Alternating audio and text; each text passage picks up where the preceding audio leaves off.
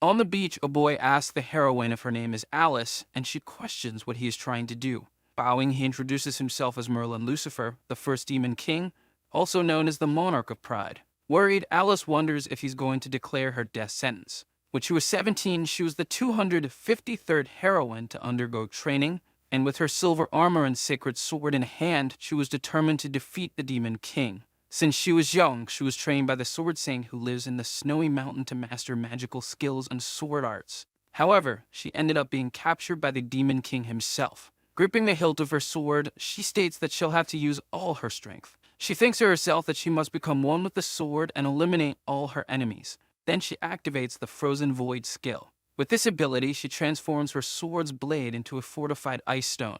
Heading towards the demon king, she uses the magic boost ice sword. But as she approaches him, she notices something strange and questions how this is possible. With a simple look, he completely neutralizes Alice's attack and even gives a mocking smile. The king then approaches her, calling her a lovely young lady. He raises his hand to Alice's face and says that from now on, her body will belong to him, which leaves her completely embarrassed. In the demon castle in the main hall of the demon king's first palace, Mary is seated on her throne. Suddenly, someone begins to approach him. It's a girl with pink hair who calls him Nishan and seems to be his sister. She remarks that the boy has a very handsome face, and afterward, she feels a bit embarrassed. She approaches and observes the protagonist with a somewhat suspicious expression. She gets so close it seems like she's about to kiss him. She thinks it's rare to see him sleeping like this and that she should take advantage of this opportunity. Then someone starts shouting. Outside the castle, soldiers begin to yell, "Long live the goddess of light, invincible army of the church." Deeply irritated, the woman wonders how the church dares to choose this moment to attack. She decides to pretend she didn't see anything to take advantage of the situation, but the boy is awake and places his finger on her mouth. He asks Lilith what she's doing, and embarrassed, she tries to explain. Then she tries to bite his finger, but he quickly dodges. The boy comments that the annoying church group has already arrived. Nervous, Lilith comments that just a bit longer, and she would have stolen his lips. He only smiles in response. In a swift motion, he grabs her by the waist, pulling her onto his lap. With a confident look, he asserts that there is no one in this world who can surprise him. While she hugs him with great happiness, the people outside are still yelling. Grabbing a sword from the portal, she declares she will destroy all these annoying pests. But the protagonist tells her to calm down and not get upset over these insects. He states that he'll personally deal with them, as they came looking for trouble on the last day of his reign. As they walk to confront the army, he orders Lilith to stay close to him. Meanwhile, a battle occurs between humans and demons. Excited, the boy comments that things are heating up. A little disappointed, Lilith wishes things would heat up between her and him. At that moment, the protagonist notices a girl with silver hair fighting a goblin and deduces that she is this generation's heroine. She is attacking the goblin with determination. While watching her, he comments that she seems very weak. However, she manages to slice the goblin in half. The audience then says that the heroine is very strong and that defeating a monster with a single blow is incredible. The two celebrate the chance to fight alongside this heroine. Suddenly, a giant monster resembling a desert snake appears. Looking back, both are frightened and start screaming. Quickly, the heroine uses the ice slab attack. Charging towards the giant monster without hesitation, she manages to deliver a fatal blow. Frightened, the two cowardly warriors just watch fall into the ground. Smiling, the heroine asserts that one should never let their guard down during a battle. Moved, they wonder how Alice can be so perfect. Raising her sword impressively, the heroine begins to declare something. She says she will defeat the demon king Lucifer, and everyone around begins to cheer. An army is near the demon king's castle. Annoyed, the man comments that the useless ones in the vanguard are hindering a heroine. One of his subordinates asks him to calm down and says that the peasants are useless while the church's elite squad is still fighting. Fearing they might be sacrificed, he states that the church's army only needs to secure victory once everyone is dead. At that moment, the subordinate expresses concern over whether the heroine can actually defeat the demon king. Laughing, the bearded man tells them not to worry because everything will be fine. Even if the heroine is killed by Lucifer, after all, his secret weapon is still hidden in the skies. Looking back, the heroine notices something strange happening. She sees that the vanguard squad is surrounded by monsters. At that moment, she starts to feel nervous and prepares to act. But as she looks up, she sees something approaching. Excited, the bishop declares that this is the secret weapon the church has been seeking for 100 years, possessing unimaginable power. He explains that with the wisdom of countless men, the greatest, most beautiful, and most fearsome weapon was created across the continent, a sight so imposing that the warriors stop fighting just to observe. Stammering, the heroine wonders what kind of horrible monster she is witnessing. The man then states that this is the Maiden of Battle, and that everyone must experience with their bodies the power of the church's greatest masterpiece. At that moment, the creature begins to open its mouth as if to form an attack. It fires a kind of ray towards the people, and the heroine questions if it has gone mad, saying the vanguard squad will die from such an attack. Being very far away, she thinks she won't be able to reach in time. The Demon King then comments that it is something ugly. Many humans fighting against the monsters end up closing their eyes due to the immense amount of light. The energy blast is so powerful that it causes a huge explosion. The bishop tells Lucifer to behold the power of the church, and in the name of the goddess of light, he condemns them to death. After the dust settles, the heroine is still barely able to stand. Looking forward, she notices the presence of a boy and a demon woman, surprising her. The men and monsters who were fighting are lying on the ground at that very moment. One of them, particularly shocked, gets up, questioning if he is still alive. Bursting with confidence, Merlin explains that he is not dead and states that only he can decide who lives and who dies. Nervous, the heroine begins to understand who this man in front of her is. He is the Demon King Lucifer Ayae, who orders the weak to bow. Angry, the bishop claims it is impossible and questions how an attack more powerful than a sacred weapon was blocked. His subordinates comment that there's no way to defeat him, and they ask if they should retreat and say Lucifer Ayae is more powerful than they imagined. Deeply irritated, the bishop orders them not to be afraid. He explains that this weapon is the most powerful on the entire continent, and that even if he managed to block the laser cannon, he won't withstand a direct attack. Then he commands the Maiden of Battle to crush Lucifer with her body. Mocking, the boy remarks that the bishop is weak, but since he tried so hard to explain all this, he at least acknowledges the effort. At that moment, he waits for the Maiden of Battle to approach and states that it's time to use his sword. Swiftly, he draws his sword and delivers a deadly strike against the Maiden of Battle, slicing her in half. Seeing this scene, Lilith becomes even more infatuated, while Alice watches in disbelief and fear. After defeating this gigantic monster with a single blow, the boy starts to smile and mock the situation. Even the other monsters can't believe what they're seeing.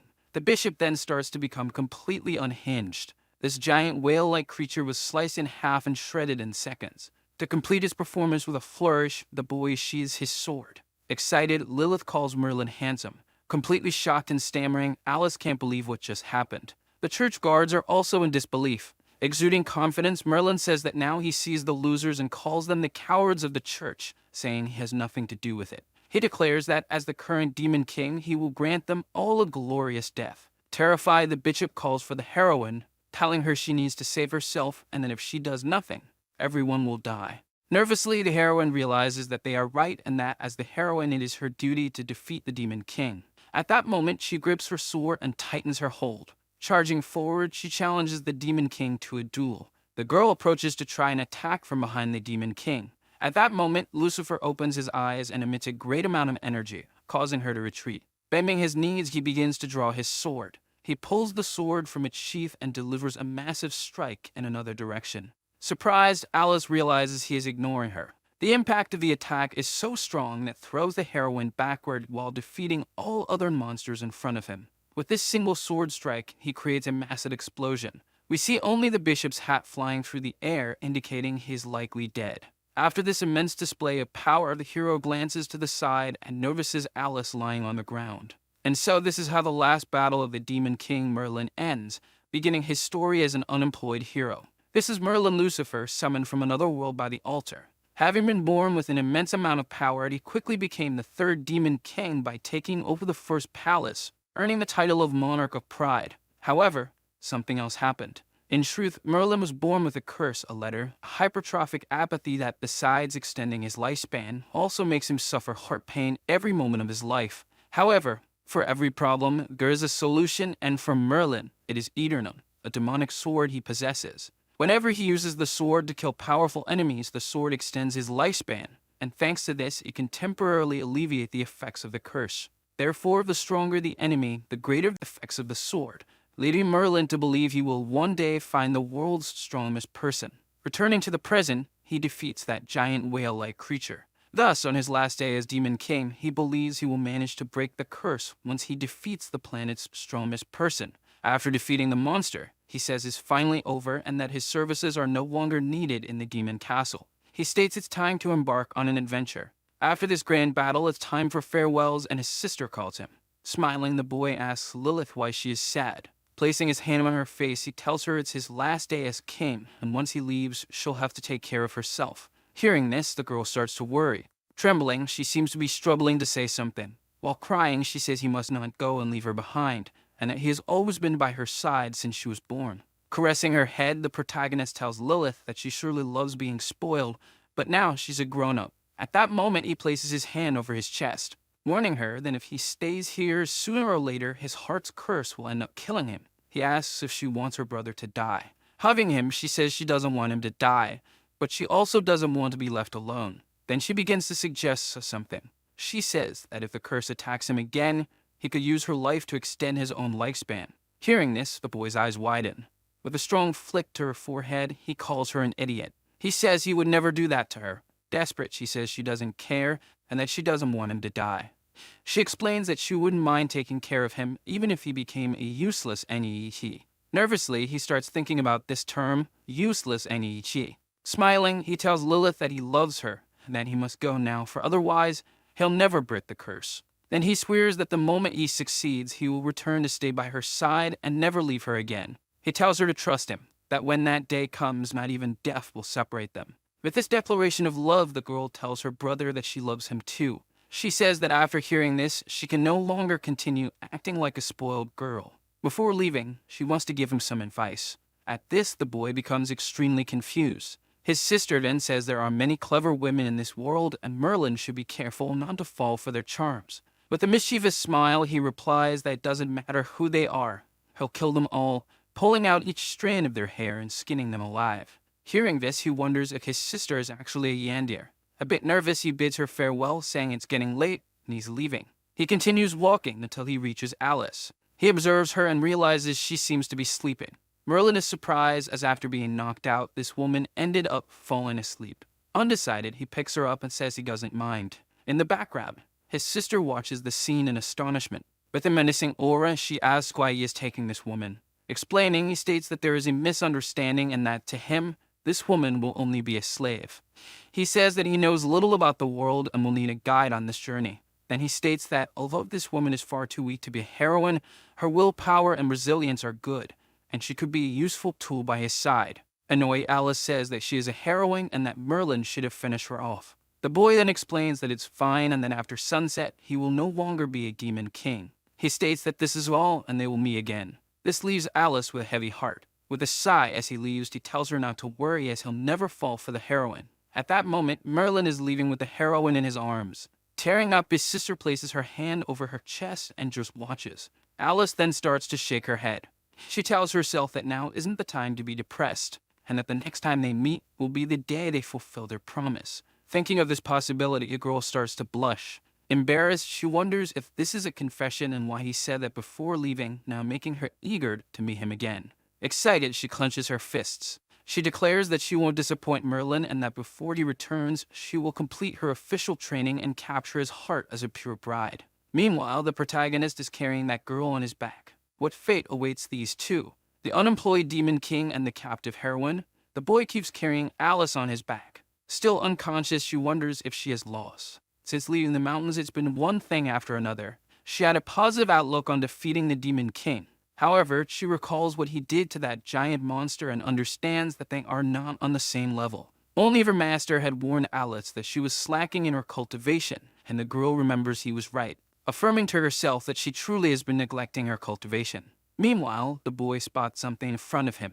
Seeing the broken boat, he wonders if these ships are destroyed. As a knight, he places Alice to sit by a tree. The blonde realizes he'll have to think of a way to get another boat. And determined in his adventure, he starts looking around. Meanwhile, Alice is still sleeping while sitting. Some kind of monster approaches. A bit of its saliva splashes onto Alice's face. Annoyed, she starts to wake up. However, she realizes there's a giant monster in front of her. Quickly, she stands up and prepares for combat. Yet, upon careful analysis, she realizes it's a demon wolf. The creature is approaching angrily. Scared, she notices it's very close and that this might be the end. But quickly, someone arrives and strikes the monster. It's the protagonist who is holding its snout. Confident, he orders the wolf to lie down immediately. Following the command, the animal lies down without resistance. The boy then tells the wolf that this human is his and that it cannot eat her. Hearing these words, Alice begins to feel a bit nervous. The wolf then appears to be a bit docile, showing no negative reaction. The heroine feels slightly embarrassed as she was saved by this guy once again. Her heartbeat begins to race. Surprisingly, Merlin is petting the wolf affectionately, saying it's a good boy. Watching, Alice thinks he has a radiant smile that doesn't resemble a villain at all. However, she reminds herself he's a demon king, and even if he saved her life, he must have another motive. Afterward, the wolf starts to leave, and the boy bids it farewell. Changing his expression, he calls to the heroine, asking if her name is Alice. Cautious, already holding her sword, she asks what he wants. With a very suspicious expression, the protagonist asks Alice what she thinks the boy would want with her. The girl assumes that he fell for her cute gaze and wants to corrupt her. Freezing her sword's blade, she decides she won't let him do that. She charges at the demon king as he begins to speak. Determined, her ice blade approaches the boy's chest. However, the energy of the attack begins to dissipate from the impact. With just 2 fingers, he managed to hold the blade with extreme ease. Seeing this, Alice is extremely shocked. Merlin then places his hand near the girl's face, saying she's adorable. He tells her that from this moment on, she belongs to him. Judging by Alice's expression, it seems she's somewhat enjoying this and wanting to lean into him. But she quickly slaps Merlin's hand away. She states that he cannot humiliate her, and as the heroine Alice, she will not bow her head to a magnificent being like him. Hearing this, he reacts, but he quickly starts to laugh, telling Alice that apparently she misunderstood something as he never asked for a negotiation. With a questionable expression, he states it's time to face reality and that he is her captor. He then approaches her, cornering her against the trunk of a tree. Calling her cute, he warns that she is his prisoner, and she must understand that well. He claims that in reality, he is a very kind person. Hearing this, she becomes extremely embarrassed. Stammering, she asks if he wants her to submit to him and questions what he wants her to do. Smiling, he says he'll give her a preview. With a devilish smile, he warns that right now he's going to take her body and do many irrational and inhuman things. Hearing this, the girl is in complete shock. She explains that she's heard that some demons are capable of impregnating human women and using their bodies to create their demonic offspring. Alice then comments that she hasn't even had a proper encounter yet and wonders if she's now going to become the breeding sow for the demon king. Merlin takes her hand, saying that now she must come with him. Slapping his hand away, the heroine tells him not to touch her and calls him a demon king obsessed with carnal relations. Annoying, the blonde says she is very disobedient. Picking her up in his arms, he says she shouldn't blame him for being a bit rough. Completely irritated, Alice tells him to let her go and calls him a pervert. Thus, he sets her down in the boat. At that moment, Alice finds herself completely embarrassed. With a showman's grin, the boy announces that now they will begin. Irritated, the heroine tells him to stay away, calling him a pervert and a kidnapper, as well as a bastard demon king. Every time he steps closer, she warns she'll jump into the sea. Both of them are now on the boat. Alice stands preparing to fight. Seeing the protagonist's mocking smile, she becomes irritated. She declares she won't let him do whatever he wants just because he's strong, and if he comes any closer, she'll kill him. 2 wooden oars lie near the girl. The protagonist notices them. He steps on one of the oars and with that manages to knock it against the heroine's head. This makes her drop her sword, leaving her completely unarmed. Just that unexpected blow has hurt her head considerably. Thoughtfully, he wonders how an idiotic girl like her could become a heroine. Tearing up, she comments that he can just do it now if he's so excited, and that he doesn't need to be so violent. Alice then sighs and tells him not to be so foolish as she's seen all types of women, and there's no way his act would make her feel that way. Embarrassed, she remarks that this is normal for a girl her age. Then he comments that if she plans on enhancing her chest, she should at least choose something soft. Laughing, she declares that this is her Demetrio armor. Laughing uncontrollably, he realizes it's armor with padding that he bets the ancient heroes would roll in their graves if they heard this. Annoying, Alice questions why he kidnapped her, as this wasn't his intention.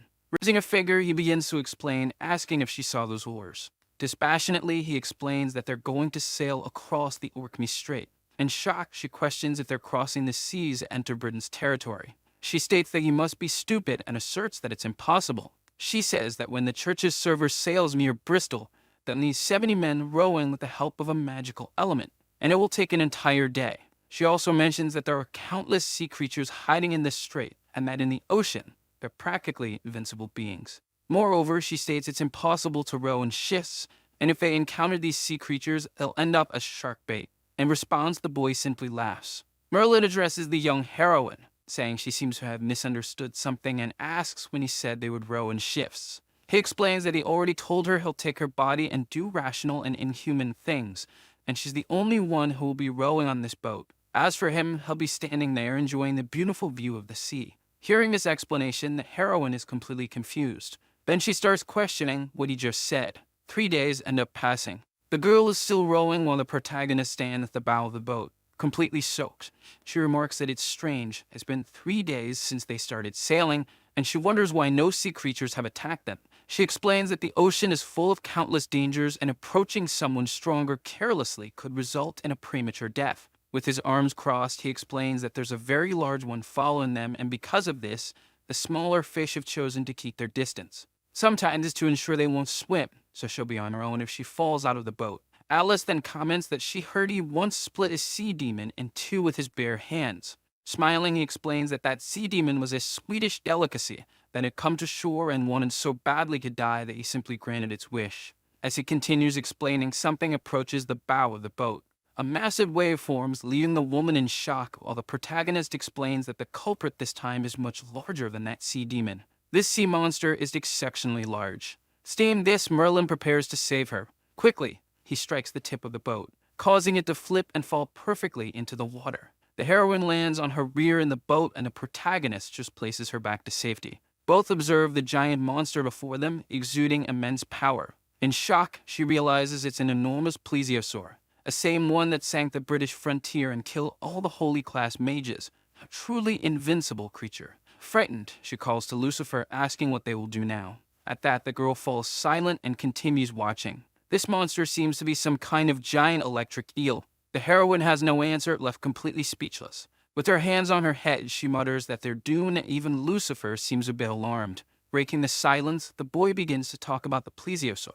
Pointing at the monster, he comments that it's still really ugly, which surprises the monster itself. Laughing, he says that for such a wide neck, its head is very small and definitely empty inside. Alice wonders why he still has the humor to say nonsense at a time like this. After hearing these insults, the monster becomes completely enraged, his aura shifting. With his tail, it prepares to strike the two. It then smashes into the ocean with immense force. The impact is so powerful that it starts creating multiple waves around the boat. Worried, the heroine asks how they'll fight something that rivals the power of nature. Profoundly angry, the monster continues to roar, exuding its power. The boat, still struggling, remains upright. Holding his sword, Merlin prepares to attack. He says that since the monster sees him as prey, he can't be blamed for it. The two of them face the giant monster, and while Merlin is totally confident, the girl is utterly terrified. With that, this giant eel-like creature charges at them.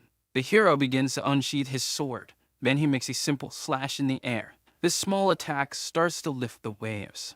Seeing this, the heroine is utterly shocked. The monster itself seems to realize something is coming. The attack begins to reverberate through the waves. The boy then swings his sword. Striking a heroic pose, he sheathes it back. Approaching the girl, he says it was very easy.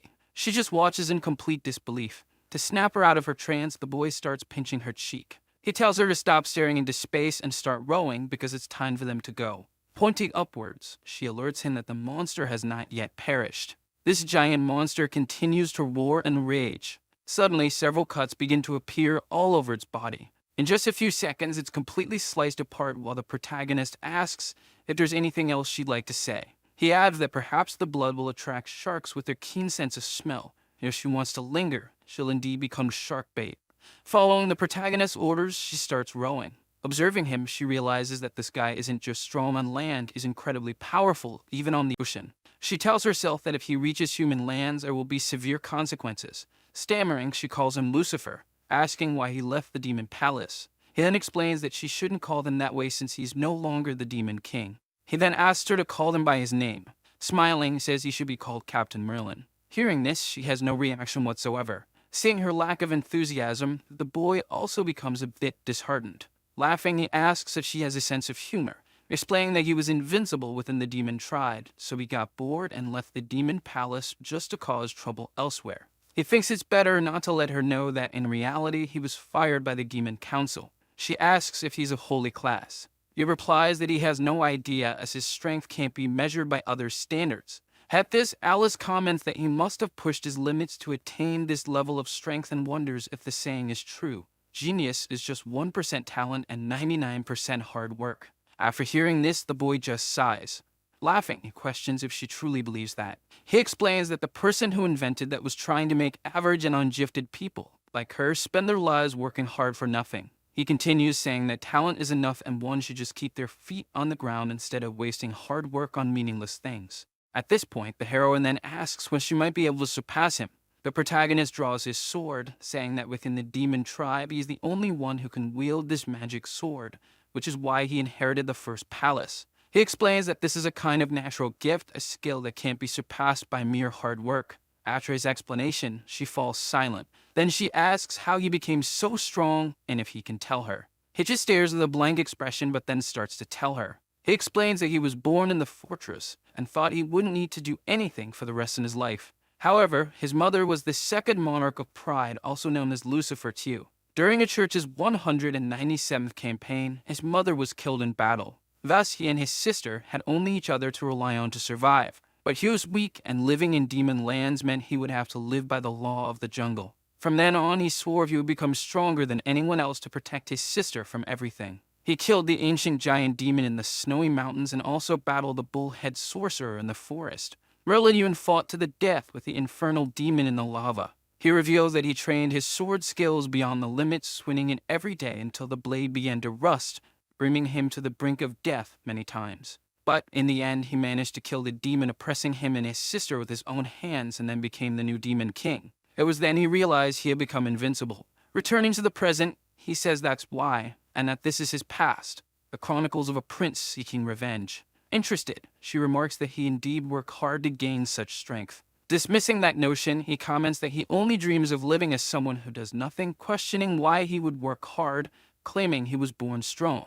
Irritated, she asks why he told such a tragic story then, questioning if he was just messing with her. Smiling, he says he didn't lie, he did have a tragic past. But after all that, he had so much power he didn't know how to use it, essentially becoming useless. However, he ended up relying on his power and became the most powerful person in the world. Alice still doesn't understand any of what's happening. Rilla mentions that it's quite filthy and that anyway, she will understand what he's saying and now should get back to rowing, calling her a flat-chested, useless heroine. Looking at the boat, he comments that it was indeed the best choice to leave the palace since the curse on his heart has eased, and in this way he can continue like this for a while. However, he wonders if this is an illusion or if, in reality, his heart feels calmer when he's near this stupid heroine. The next day on the coast, their boat finally reaches solid ground. Surveying the area, Merlin wonders if this is the island of Britain. He asks Alice what this place is as he had said they were heading to Britain, and also notes he doesn't see a single village here.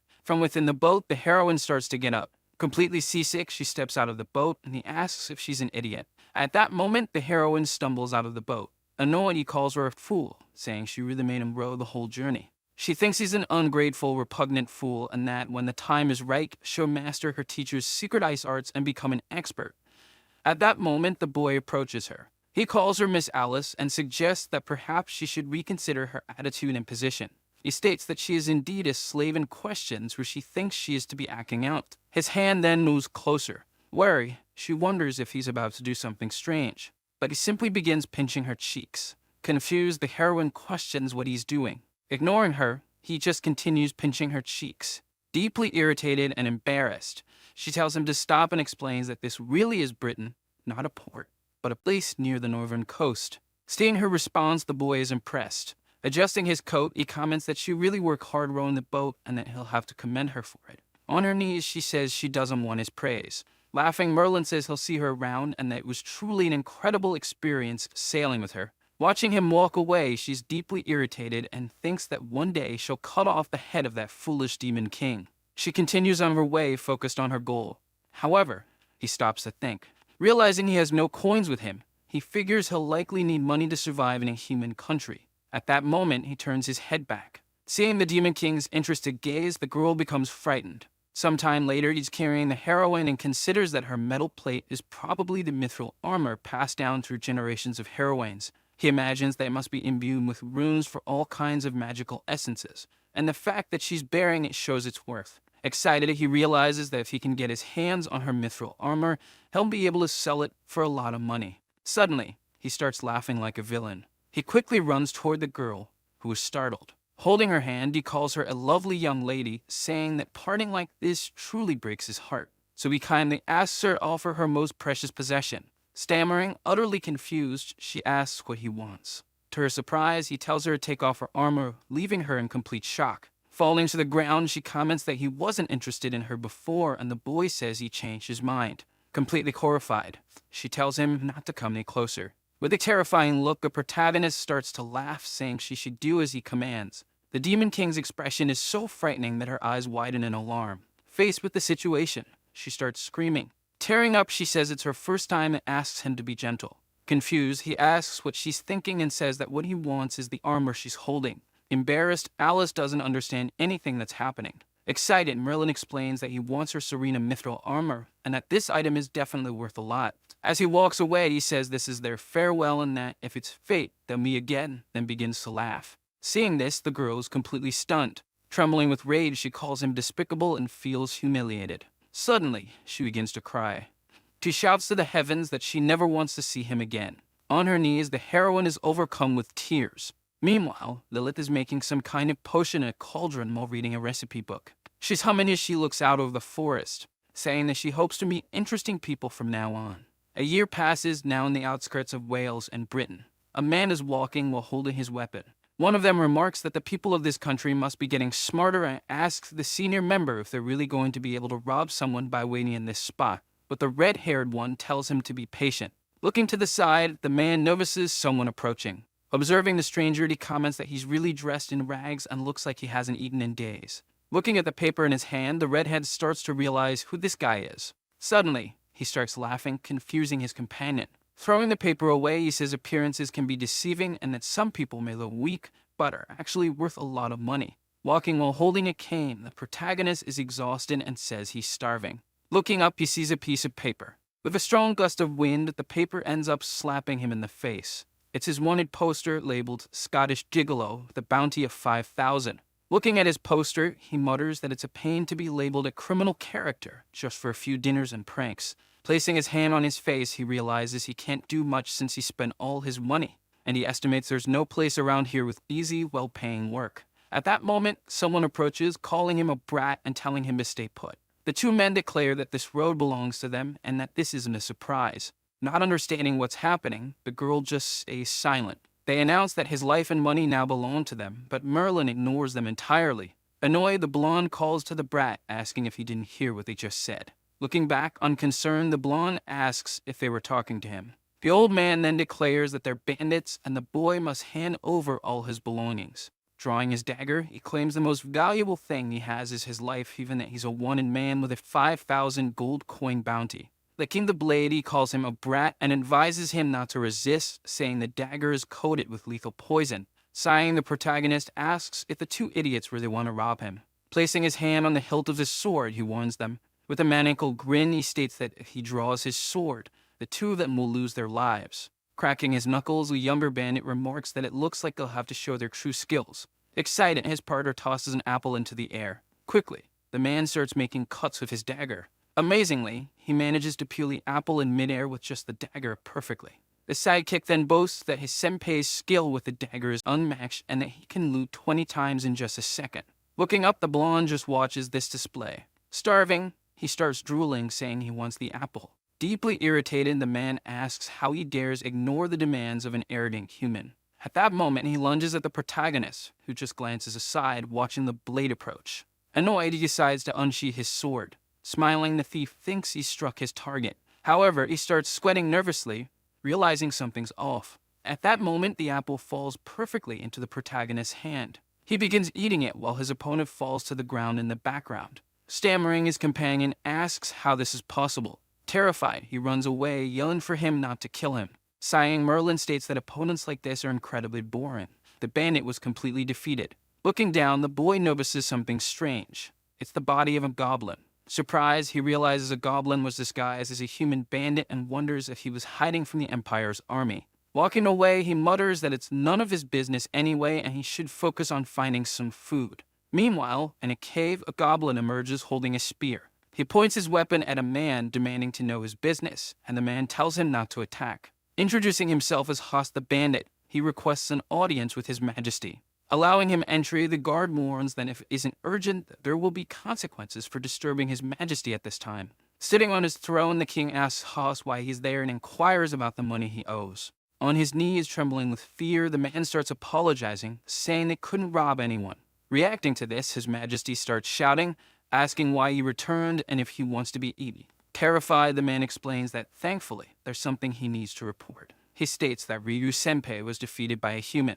He explains that the man didn't even fully draw his sword. All he saw was a glint of the blade and Ryu Senpai was down instantly. Hearing this news, the king begins to smile, saying that it seems the humans want to start a war with the goblins and are even bringing in high-level experts. Meanwhile, the protagonist is wandering through the kingdom. He spent his last coins on the entry fee and realizes he needs a job that will allow him to keep living a carefree life. Over the past year, Merlin had embraced a life of indulgence after stealing Alice's mithril armor. The boy had been living in a private mansion, hiring butlers and maids to serve him. All his meals were prepared by 5-star restaurant chefs. He also frequented horse races, betting extravagantly despite never winning a single time. When he returned to his current state, he realized he had already spent all the money from selling the mithril armor, even accumulating a huge loan in the process. But, accustomed to a life of luxury, he continued to visit 5-star restaurants even though he was completely broke. A man posts the wanted notice on the board. He remarks that this bastard has really caused chaos throughout Scotland. In the end, the protagonist became a fugitive. No longer able to live in Scotland, he began a life on the run from his debt collectors. Now the former demon king of the first palace had become a street performer. After asking for money, people started questioning if he was a street artist and what was going on. Excited, Merlin announced it was time to show off some of his true skills.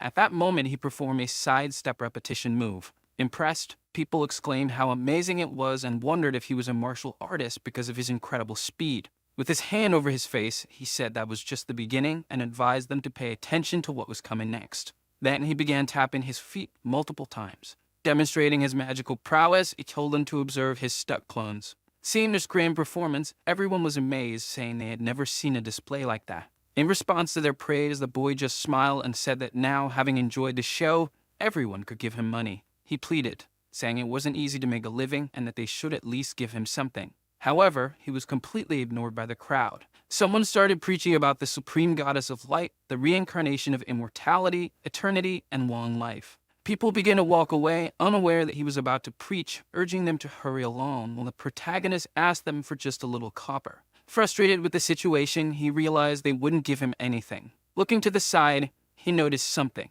It was a little boy walking alone, sucking on a lollipop. After a light tap on his head, the boy stopped. Looking back, Merlin called out to him, noting the boy's pink waistband of an indeterminate gender. With sparkling eyes, he asked the boy to give him 2 copper coins for food, and in return, he would teach him how to become a master. Terrified, the child called the protagonist uncle, saying he had no money. At that moment, Merlin put a hand on the boy's shoulder. Annoying, the boy realized he had just offended the most influential man and the most powerful swordsman in the world. Hearing this, the child was completely shocked.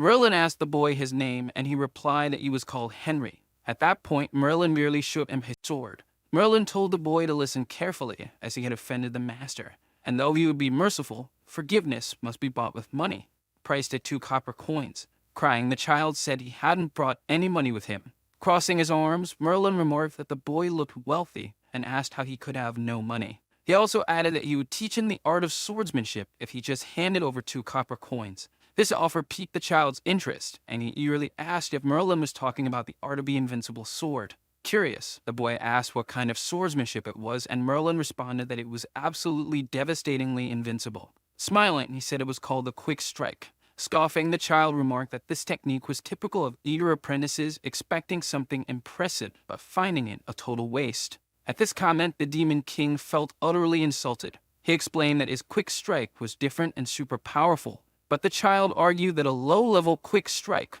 would be ineffective in technical zones. Suddenly, the boy reached into his pocket. Handing something to Merlin, he said it was a small reward for his hard work. Opening his hand, the protagonist was completely disheartened to find only 2 candies as his reward. The child then told Merlin that he was still a child and should stop deceiving people and find a real job. Deeply frustrated and clenching his fists, the blonde declared that even if the child begged on his knees, he wouldn't teach him anything else. As the child walked away, he told Merlin to stop being so persistent because it was annoying.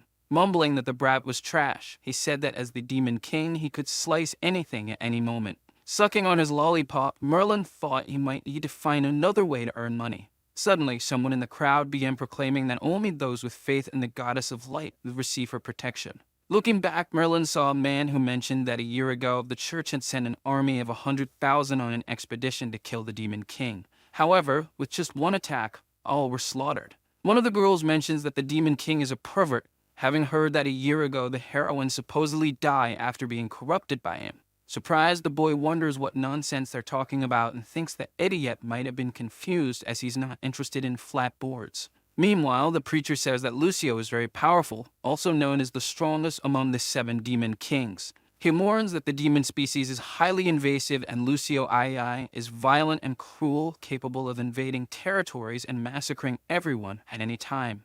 Especially since the sentient demon has never led an army to attack Britain, he explains this is yet another one of those demon threat theories. Raising his book, the old man says this is why everyone needs a Bible to strengthen their faith in the goddess of light, who rescues people from Lucifer's hands. He then shows several books, saying this edition of the Bible is unlimited and usually costs 10 gold coins, but now it's only 1. Suddenly, the crowd starts buying these Bibles, and the old man says anyone who doesn't buy the book isn't human. Clenching his fists in anger, Merlin mutters that these hypocrites are good at robbing citizens of their hard-earned money. Trembling with rage, he declares that what's even more unforgivable is that they don't give him any benefit after using his name like this. Sometime later, Merlin is speaking with a woman, saying that if her establishment needs someone to serve drinks, he's the best choice.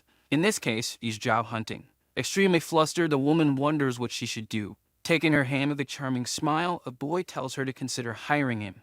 At that moment, she closes her eyes. Stammering, she says he's hired, and the blonde thanks her. Smiling, he notes that he didn't think a married woman like her would be so shy. Raising a finger, she says there's one last question, asking Merlin if he's a traveler from outside the village. The boy promptly answers yes. She explains that due to that, he can work there for a maximum of 2 months, after which he'll need to keep traveling. Nervous, he recalls that his heart's curse hasn't been lifted yet, so he needs to continue searching for strong beings to extend his life. Suddenly, the woman's demeanor changes as she adjusts her glasses. She begins doing calculations. Quickly, with her other hand, she grabs a pen. Watching her, the boy is impressed, knowing she's experienced and very fast, doing 2 things at once. A few seconds later, the woman announces that with timeless function, he'll earn 1 gold coin per month with lodging and meals included.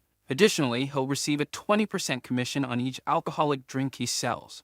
After hearing this, the boy is stunned, as 1 gold coin is a lot. She then explains that in the afternoon, her pub opens exclusively for women, and that his job will be to sell drinks to them, which isn't an easy task. She concludes by saying she hopes he adopts some special measures to do this. Curious, he asks what she means by special measures. Embarrassed, she explains that he'll need to use sweet words or give relationship advice and may even go further with more intimate relations if necessary. Hearing this explanation, Merlin is completely shocked, as he didn't expect this. At this moment, the former Demon King realizes that he's fallen so low in this world that he has no other choice but to sell drinks with his body. It's essentially throwing away his strength and dignity as the monarch of pride. Reluctantly, he begins to respond. Smiling his answer, the woman adjusts her glasses. She explains that if his sales go well, she'll give him a bonus at the end of the month. Excited, he embraces the misfortune of the poor. The proud Demon King chose profit after all. Waving his hand, he says he looks forward to working with her and calls her boss. Thus, the boy began his career as a gigolo in the pub, realizing that since no one knows him, his dark past won't spread. But he wonders if this will really be the case. The next day, someone arrives in a carriage. It's Alice, eating something. She sees the protagonist's wanted poster labeled Scottish Gigolo with a 5,000 bounty. However, she doesn't recognize who it is as the poster is dirty with soil and has his face partially torn. A year ago, Alice's mithril armor, passed down through generations, was stolen, leading her to take out a substantial loan. To repay it, her only option was to register as an adventurer. Due to her identity as a heroine, she was directly promoted to gold class, and to pay off her loans, she took on countless missions over the past year. Despite the heavy debt, she had read about Merlin's extravagant lifestyle. And while repaying her loan, she also managed to secure a place to stay and occasionally buy herself a dress or 2. Returning to the present, she sees the wanted poster for a reward of 5,000 gold coins and wonders if this scam artist is really worth that much. She declares she's going to catch that Scottish gigolo right away. She thinks it'll be easy and a lucky find. With the reward money, she could buy many nice clothes and pay her rent. At that moment, she calls her donkey Sweet Pie. She tells him they're off to make money. However, she still doesn't know who this Scottish gigolo is. Sometime later at night in the pub, Merlin is dancing with a woman. He asks the lady if she would drink this wine for him, and she replies that she even die for him. Several people call him Little Daisy, saying they want a loving hug too. At that moment, he suggests they should all buy a drink. Completely smitten, these women start calling him Little Daisy. Observing, Alice remarks that she knew Mr. Merlin was popular with the ladies. Just then, her son approaches the woman. With a dirty face, he looks like he's been in a fight. Concerned, the woman asks if he fought with the other kids again. Suddenly, the boy starts pointing at Merlin, who quickly realizes what's happening. He declares that this is the useless uncle who only knows how to show off. Sometime later, they're sitting down for coffee. The boy's mother seems quite receptive to her employee. Arms crossed, the boy looks annoyed. Henry then points at Merlin, saying that he's useless and only knows how to show off, questioning why she let him work and dress like this in the pub. Apologetically, the mother explains that Henry must have caused trouble for the man. Smiling, Merlin replies that he loves children and bears no grudges, but in his mind he wonders what kind of brat would cause so much trouble if provoked. Annoyed, Henry says he didn't cause any trouble for anyone. Pointing at the blonde, he tells his mother that she really should stop associating with shady people like this guy. He warns her that because of this, that useless uncle went around bad-mouthing her, and now even the kids say she's a bad woman too. Disheartened, the woman asks Henry if he could stop doing this in front of Merlin. The protagonist understands that she's a young and beautiful single mother who suffers from bad rumors. Looking to the side, he deduces that Henry's dirty clothes are likely from fighting with kids who insulted his mother. Sighing, Merlin prepares to say something. He addresses Henry, telling him that if he wants to protect someone, he needs to get stronger. He explains that without any strength, he won't be able to silence others, and that if Henry truly wants to protect his mother, he should get stronger to shut others up. Pointing at Merlin, Henry retorts that Uncle Merlin is just a useless gigolo who relies on women and questions who he thinks he is to give advice. Declaring he won't waste time with Merlin's useless quick strike or whatever, he storms out of the house. The boy simply flees while his mother calls after him. Annoyed, the protagonist thinks that Brat is worthless. Meanwhile, in the pub, a trio is talking at a table while Lilith tries a glass. One of the men at the table questions if there are really goblins in this village. Another says he's heard that goblins live in the mountains behind the village, and the woman mentions that some time ago, an Alblo's body was found outside the village. Listening to the story, the large man takes another drink. Laughing heartily, he says that's good and calls the waiter for another round. Ever accommodating, Merlin takes the order. With great flair, he brings the man a glass of wine. He quickly starts swirling the drink, performing with Oscar-worthy finesse. Being very seductive, he begins pouring the drink directly into the glass. With a smooth gesture, he hands it to his client, asking him to enjoy. Impressed, the client says he's really good at this, while his friend says he'll have another one as well. Showing gratitude, the blonde replies that it's a pleasure to serve them. Some time passes. Rufus calls his friend Logue, discussing the mission and mentioning that his share will be 2,000 gold coins. In shock, Logue asks why Rufus is getting the larger share. At that moment, his friend starts blushing. The girl also looks quite shy about the situation. Breaking the silence, the man explains with a smile that the two of them are getting married and will return to their homeland after the mission. This information leaves his friend completely shocked. Nervously, the blonde pays attention to the conversation, asking if they're really going back to their hometown to get married. His friend congratulates him, saying he always knew mages end up with swordsmen, feeling quite envious. In the background, Merlin grows concerned, muttering that this is a death flag. Interjecting, he politely asks if he could inquire about the mission details. The scared man responds that the mission is to kill 100 goblins and cut off their ears. The big guy then asks if the boy is also an adventurer, to which the blonde replies no, saying just wanted to know how dangerous their mission is. Rufus reassures him, saying that with a silver-class adventurer on a mission like this, there's no danger. The other adventurer agrees, saying they'll protect society for sure. Thoughtfully, Merlin understands it's just a few goblins. Being friendly, he thanks them in advance. After they finish eating at the bar, the group heads to another location, where they're fighting numerous goblins. The big guy with the scar defeats another one. Sighing, he remarks that these creatures are very weak and inferior. The groom then says there are only 37 more to go, reminding them to stay alert until it's over. Suddenly, a monster dragging its weapon along the ground appears. Looking to the side, excited, one of the adventurers says it's just a few more goblins. At that moment, the goblin prepares to pounce. The axe-wielding adventurer has his back turned. He says there's no need to be so serious, but when he looks up, he realizes it's a gigantic goblin. In just an instant, the giant monster crushes the adventurer. Witnessing this horrifying scene, one of his companions calls out for him, cursing the goblin as a bastard. He demands to know how it dared to do that to his friend. Suddenly, an older goblin appears, smiling. He's sitting on the giant goblin's shoulder and welcomes the Goblin King, declaring that the adventurers are inferior beings. Seeing the two of them, the couple is completely terrified.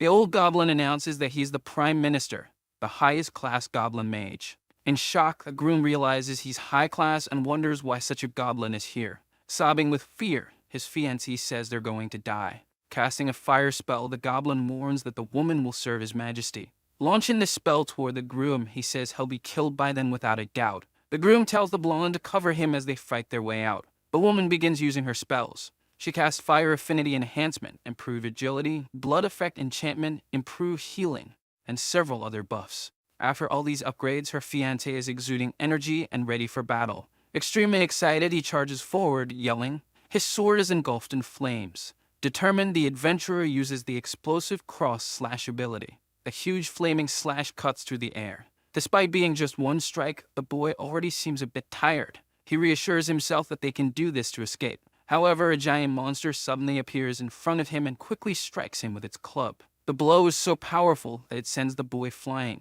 He crashes hard onto the ground. Worried, his fiancée calls out his name, Tron. Smiling, the old goblin tells his subordinates to grab the woman. The goblins begin pulling her as she screams for help. Lying on the ground and bleeding, Tron tells them to let her go. At that moment, the old goblin taunts him, asking if he wants to save her, saying he might only have one chance. The chance he's referring to is if Tron makes a small deal with the goblin. Meanwhile, back at the pub run by the woman with pink hair, the heroine Alice stands in front of the establishment, wondering if this is the best inn in town.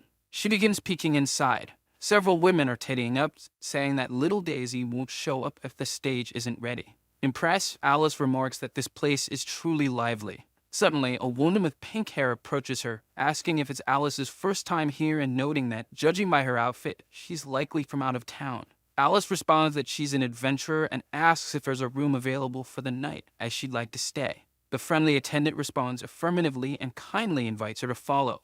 The two head up the stairs to Alice's future room, room 206. The pink-haired innkeeper tells her this will be the adventurer's room. She mentions that if Alice wants some entertainment, the best dancer will be performing tonight. The show is free and she's welcome to join them downstairs. Blushing, Alice remarks that it sounds fun and says she might check it out if interested, as it's supposed to be an exotic dance. Changing the subject, the adventurer pulls out a wanted poster and asks the innkeeper if she recognizes the person on it. The pink-haired woman observes it, commenting that since the face is covered, she can't be sure. She then bids Alice a good rest and leaves. Disappointed, Alice enters her room sighing. She says that, as expected, it won't be easy. At the same time, Merlin appears in the pub. Looking around, he wonders why he just heard the voice of that foolish heroine. He then shrugs it off, thinking it must be his imagination, as it's time for work. Meanwhile, Alice buries her face in the pillow. Happily, she says that after so many days of camping, she can finally have a good night's sleep. Blushing, she wonders when she'll meet her sportmaster from Elgin again.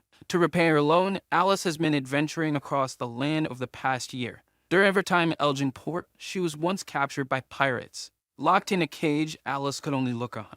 Laughing, one of the pirates says they only planned to kidnap the Duke's daughter, but who would have thought the adventurer would offer herself while trying to rescue her? Another pirate warns that there are many beautiful women here and they're going to have fun tonight. Hearing this, several women start sobbing uncontrollably. Furious, Alice calls them scum. Still laughing, one pirate questions what's wrong with that, while his companion suggests they could start with her. Suddenly, someone appears, telling them to wait. Looking up, the red-haired pirate asks who's there. It's Lucifer, who warns them to prepare for trouble. Unable to see the person's face, Alice wonders who it is. She starts shouting, unable to see anything from inside the cage. One pirate says he's messing with the Red-Beard pirates and remarks that he must be tired of living. Curious, the blonde asks if they're strong. The red-haired pirate responds that he and his Red-Beard brothers are holy class experts, and no one in these waters can stand against them. He brags that they have a fleet of 17 warships, enough to face even the Imperial Navy easily. He explains that for that reason, an unknown person like the boy shouldn't be able to take their prisoners. Intrigued, the protagonist thinks he never imagined he'd encounter two holy class individuals while fleeing from debt collectors. Drawing his sword, he realizes their lives might help religious curse. Excited, he declares it's his lucky day, while the pirate warns his brother that it's time for this boy to die. The pirates charge at him, one wielding a sword and the other a type of magical scythe. With a deadly aura, the protagonist begins unsheathing his sword. He makes a swift slash, striking both the redhead and his bald brother. The blow is so powerful it shatters the helm into pieces, sending several pirates overboard. With just one strike, he defeats them all. Witnessing this scene, Alice is completely shocked and stunned. Back to the present, Alice hugs her pillow, recalling how cool the sword master was. She thinks that even though she didn't see his face, he must be a generous and calm person. Suddenly, she remembers she needs to write to her master. Alice picks up her pen to begin. She writes to her master, hoping this letter reaches her well. She mentions that she's so rich now that she doesn't have to worry about owing money to the church or taking out loans.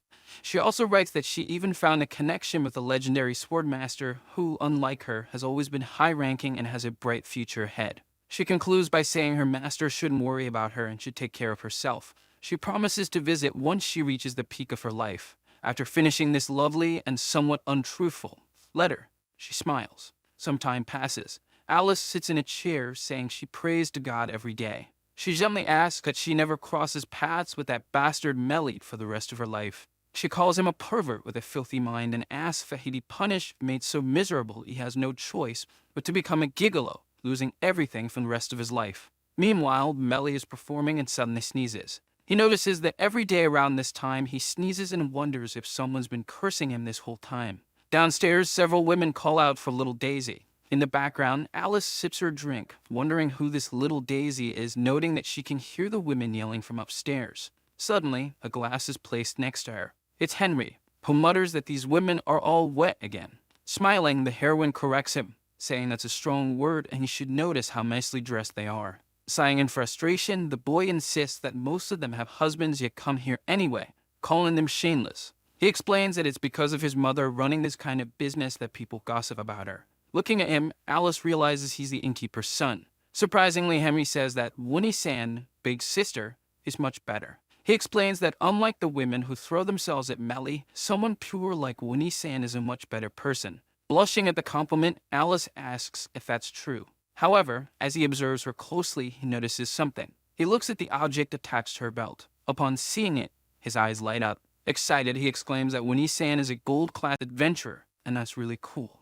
Nodding, she confirms it. Impressed, he calls her amazing and asks if she's high class, but she admits that she isn't. Pointing to her weapon, he asks if she could teach him how to use a sword, saying he really wants to learn. Hearing this request, Alice feels a bit flustered. Nervously, she wonders what to do and comments that without the proper training, it's impossible to learn the advanced ice sword arts. However, an idea crosses her mind. Affectionately, she pats the boy's head. She tells him she'll teach him, but first, he needs to drink more milk to make his body stronger. Seeing her response, the boy gets extremely excited. At that moment, he grabs his glass. Raising it, Henry starts drinking his milk while Alice watches. Henry then remarks that a high-class adventurer is indeed much sharper than a certain useless guide who only knows how to use a quick-draw technique to fool others. Curious, she asks who this useless guy is, and just then the show begins. The protagonist appears, apologizing for the delay and announcing that the intermission is over and they'll be starting the second half. Upon hearing this, all the women begin swooning and blushing. Raising his arms and smiling, he declares it's showtime. Watching the performance, Alice wonders if this guy is little Daisy. Disappointed, Henry confirms that he is calling him that useless uncle who only knows how to quick draw. He explains that even though that uncle is a bit useless, he's a complete magnet for women, the perfect example of a gigolo. Realizing the situation, Alice begins to understand what's going on. Without a second thought, she draws her sword. She tells Henry that Winnie-san is going to apprehend the criminal and instructs him to stay here and not move. Mary, masked, senses someone's presence. Approaching cautiously, she believes he must be the Scottish gigolo wanted for fleeing his debts and orders him to come with her quietly. Analyzing her, the protagonist notes that she looks very much like that Irina Bogle, but her chest wasn't this big before.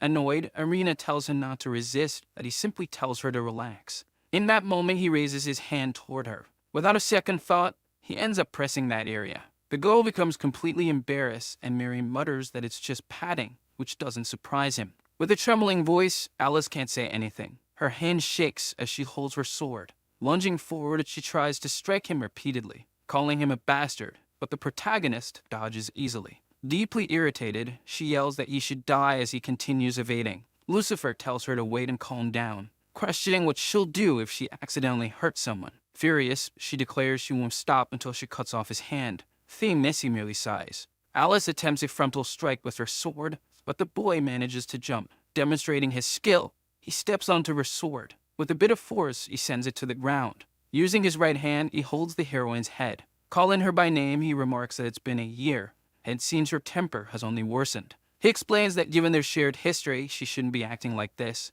Confused, the heroine asks what he means by our history and who he is. While removing his mask, he calls her Miss again and asks if she's forgotten the lovely nights they spent together on the boat crossing the strait. He adds that she was so crazy with passion for him that she stripped and asked for his embrace. Seeing the man without his mask, Alice is extremely surprised. With a sly smile, Merlin comments that she was young and pure back then, introducing himself as Merlin. In that moment, memories flood her mind, leaving her in shock. After the initial surprise, she screams loudly enough to startle even a distant cat. Back in the Moonlight pub, Lucifer continues to stare at the heroine after unmasking himself. He then asks Alice if she's forgotten the delightful nights they spent rowing together through the strait. Hearing this, the heroine starts to get angry. Gripping her sword tightly, she says that because of him, she's had to live in shame all year. Charging at him, she yells that Lucifer should die. However, the protagonist grabs her wrist. He tells Alice to calm down, reminding her that they are companions who crossed the strait together, and besides, all he did was steal from her.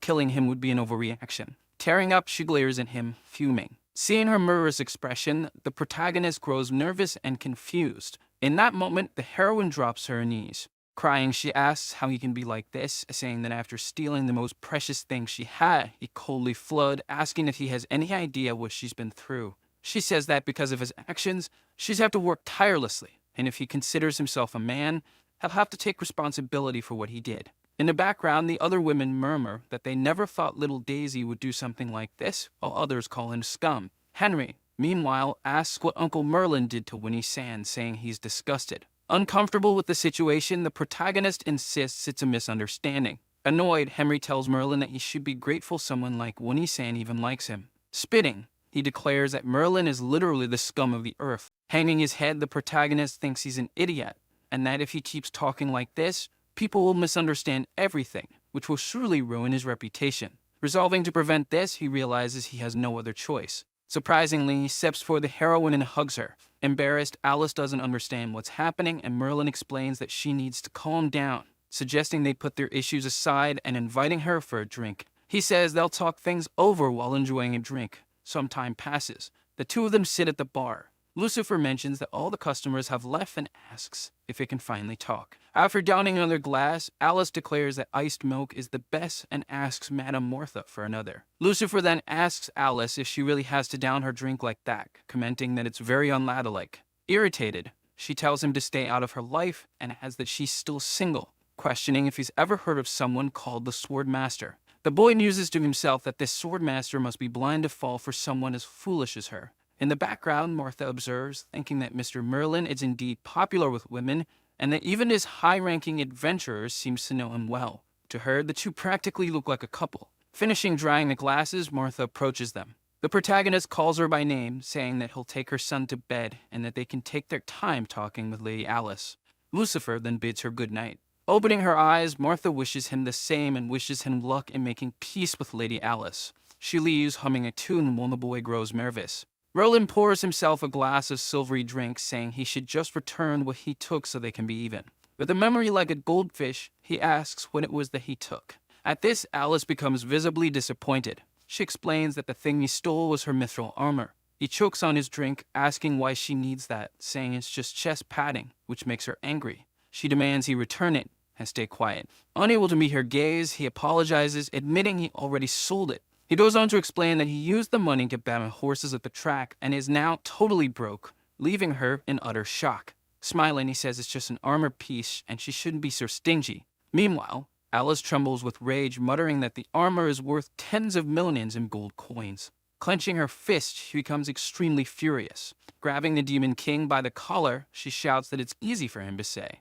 She insists that this isn't over until he returns that armor. The protagonist then takes hold of her wrist again. Smiling, he tells her she knows where he comes from and that the armor became his the moment he took it, adding that he can't help with returning it. He explains that the only thing he can offer is his life, saying he has nothing else to give. He declares that he's no longer the Demon King, so they're no longer enemies. His expression darkening, he tells her that if she's bent on taking his life, it would be a different story. With an ominous aura, he begins to unsheath his sword. Seeing this, Alice is completely shocked, breaking out in a cold sweat. Lucifer, however, begins to laugh. Not wanting to fight, he sheathes his sword.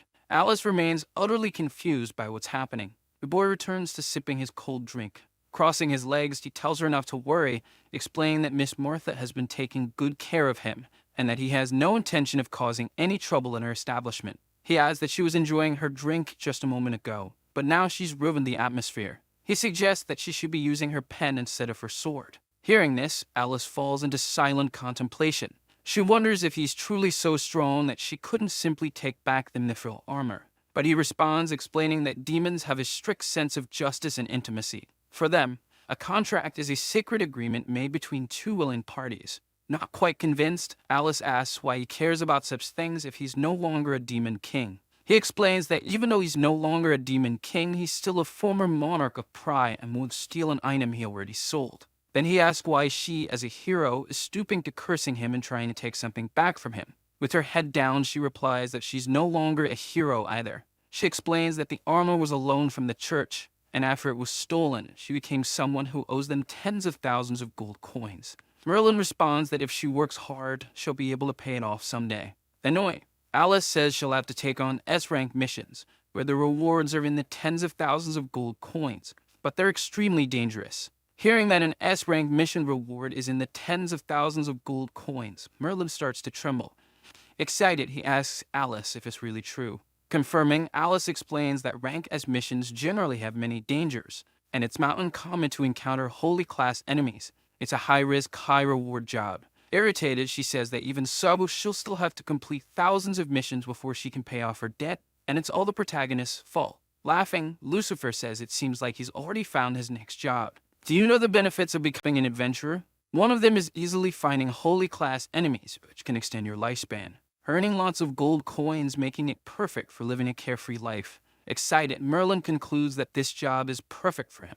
Determined, he calls for Miss Alice. With a passionate look, he asks what he needs to do to become an adventurer. Looking at him disdainfully, she explains that anyone with aura or mana can become an adventurer.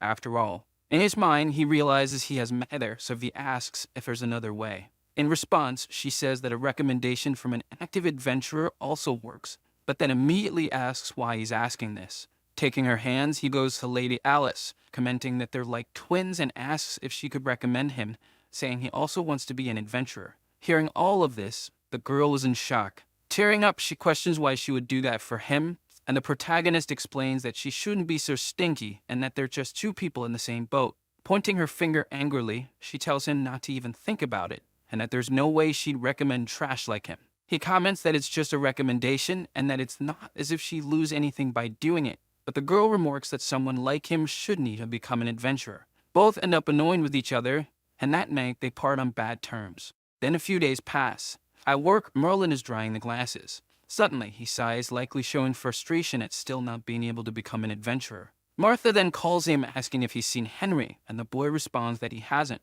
Worried, she says she hasn't seen him since yesterday and wonders where he could be, letting him know she'll go outside to look for him. However, she notices something strange. Approaching, the blonde asks why she looks so down.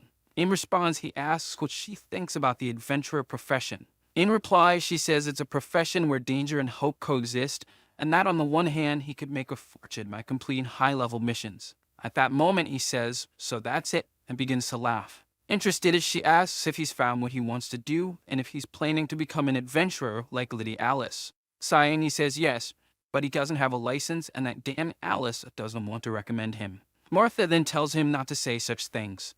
Saying it's probably because his words didn't move her heart, she tells him she's rooting for both and wishes the protagonist good luck.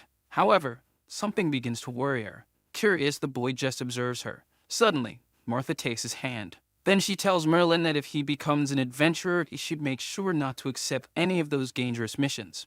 She explains that even though he carries a sword, he's a person without mana, very weak, and at high risk of losing his life that way, but he says he's very strong. Outside, the big thunderbolt appears, making a loud noise. At that moment, it starts to rain. Taking an umbrella, Martha says she's going to look for Henry and asks her employee if he can wash the shop, and he responds that he can. Looking up, he wonders how the 6 silver adventurers from before are doing at this moment. Near the kingdom, someone approaches. It's a redhead who's completely injured and asking if anyone is there. One of the guards ends up hearing a man's voice. Looking out the window, he informs him that the gates are closed for the night and that he should leave now. Explaining, the man says he's an adventurer who left the village not too long ago, and he politely asks to be let in because all his companions are dead and he's injured.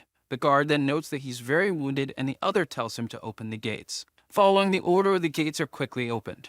One of the men approaches, asking why he's standing there, and orders him to come in quickly. Trembling with fear, the adventurer starts apologizing, saying they should forgive him for this and that he only wanted to save his fiancée. The guard looks confused, asking what he's talking about. Looking up, he notices the presence of a giant goblin, and the old man comments that this was too easy. Both guards are completely terrified by what they're seeing.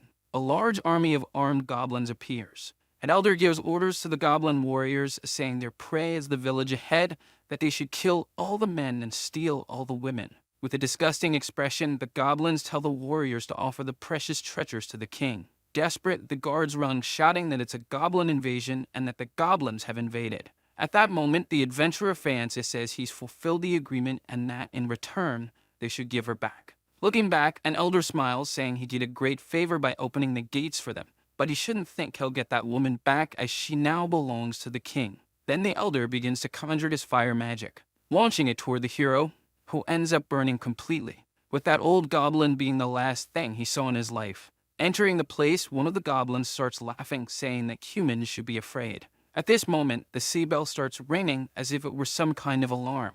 Its sound is so loud that it echoes throughout the kingdom. Curious, the villagers start talking among themselves. Opening a window, a citizen wonders what's happening and asks if it came from the wall army. Above him, a goblin armed with a sword approaches. He quickly strikes the unsuspecting citizen. His attack was fatal, resulting in the man's death. At that instant, everyone realizes it's a goblin invasion. Quickly, many of them appear and people begin to call for help.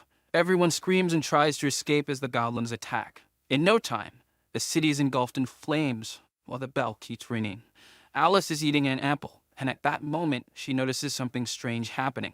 In front of her, a large black smoke forms. Nervously, she wonders what could be happening. Meanwhile, the citizens begin to run for their lives. A man tells her to flee, saying they're coming. Still confused, she wonders what's going on as she sees everyone fleeing. Placing a hand on her shoulder, the old man tells the lady that she must run now. She wonders if it's a fire since she can use her ice magic now. However, an arrow suddenly approaches, hitting the old man who was trying to help her just moments ago. His blood splatters on her face, leaving her in complete shock. Then the man's body falls near her feet. The one-eyed goblin who shot the man with the bow starts laughing as his companions cheer. Smiling, the archer prepares for another attack. However, looking at his hand, he notices it's freezing. Desperate, he tries to move, and it causes his hand to shatter. Quickly, his entire body cracks and breaks into many pieces.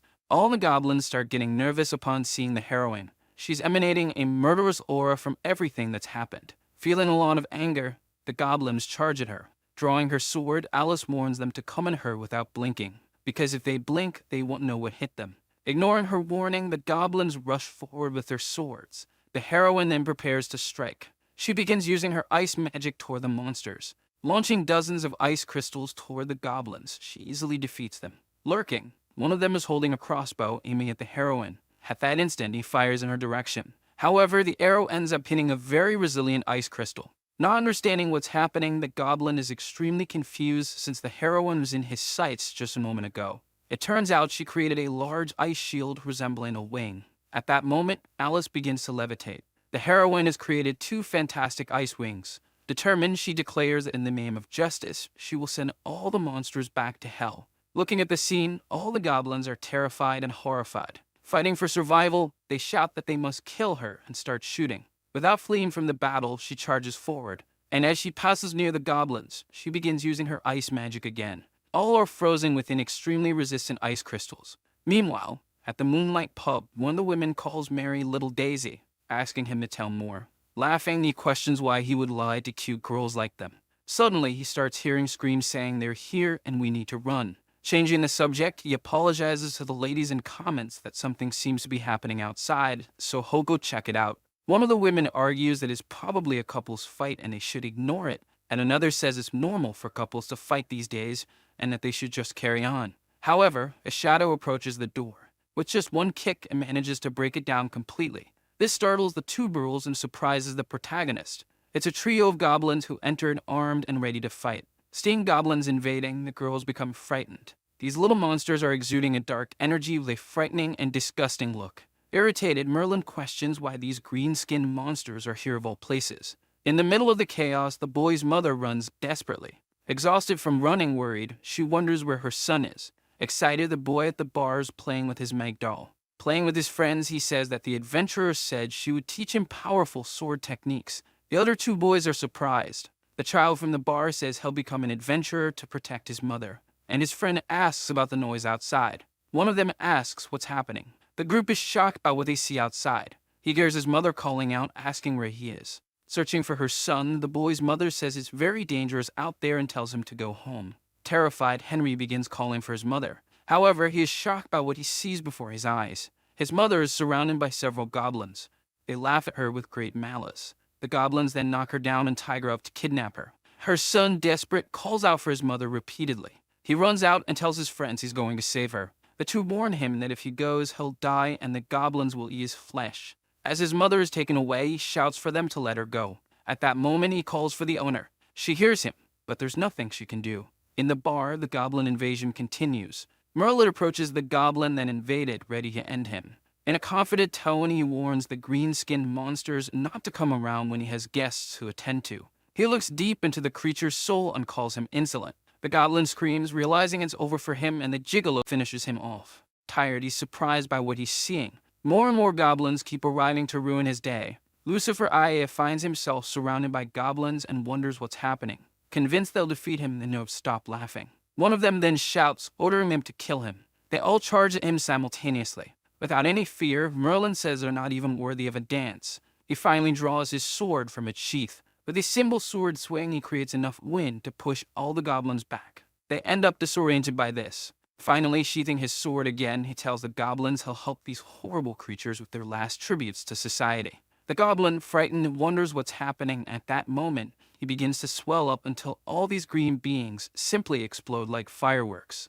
Back at the goblin base, one of the commanders is very pleased, believing that soon all humans will be completely wiped out in his view. One of the lackeys then arrives in a panic, telling the prime minister that all the troops in the west were annihilated. He is startled by this news and becomes very worried, asking if there was a high-ranking presence there. The lackey then replies that there was no one of high rank and that he didn't feel any human aura there. He only saw a common human with blonde hair and red eyes. The prime minister is very angry at what he heard and says all goblins need is women. Then the lackey agrees, saying he's absolutely right. He ponders that it doesn't make any sense for a mere human to have wiped out all the Western forces. At this moment, the servant says he saw with his own eyes that the man didn't even unsheath his sword properly and annihilated the entire army in the blink of an eye. The soldiers sent to the main fortress were also annihilated, and they were left full of ice spikes hanging, and also that the silver-haired girl's sword is heading their way. The minister then decides that the goblins must relocate immediately. Loudly, he orders all troops to retreat. One of them then murmurs that the army can be rebuilt as long as they have all the women they kidnapped. And so we see the little boy's mother hoping that Henry is safe. Overlooking the chaos, Alice notices that the goblins are retreating. She becomes anxious, as the rain might completely erase their tracks. The heroine sets out on a mission, determined not to let them take the girls away. May moves to attack the silver-haired woman. She defends herself using her power. Backing away from the goblin, the heroine shouts for him to get out of the way or something very bad will happen to him. In turn, the goblin ignores her and starts growling. Several of them charge at her once again.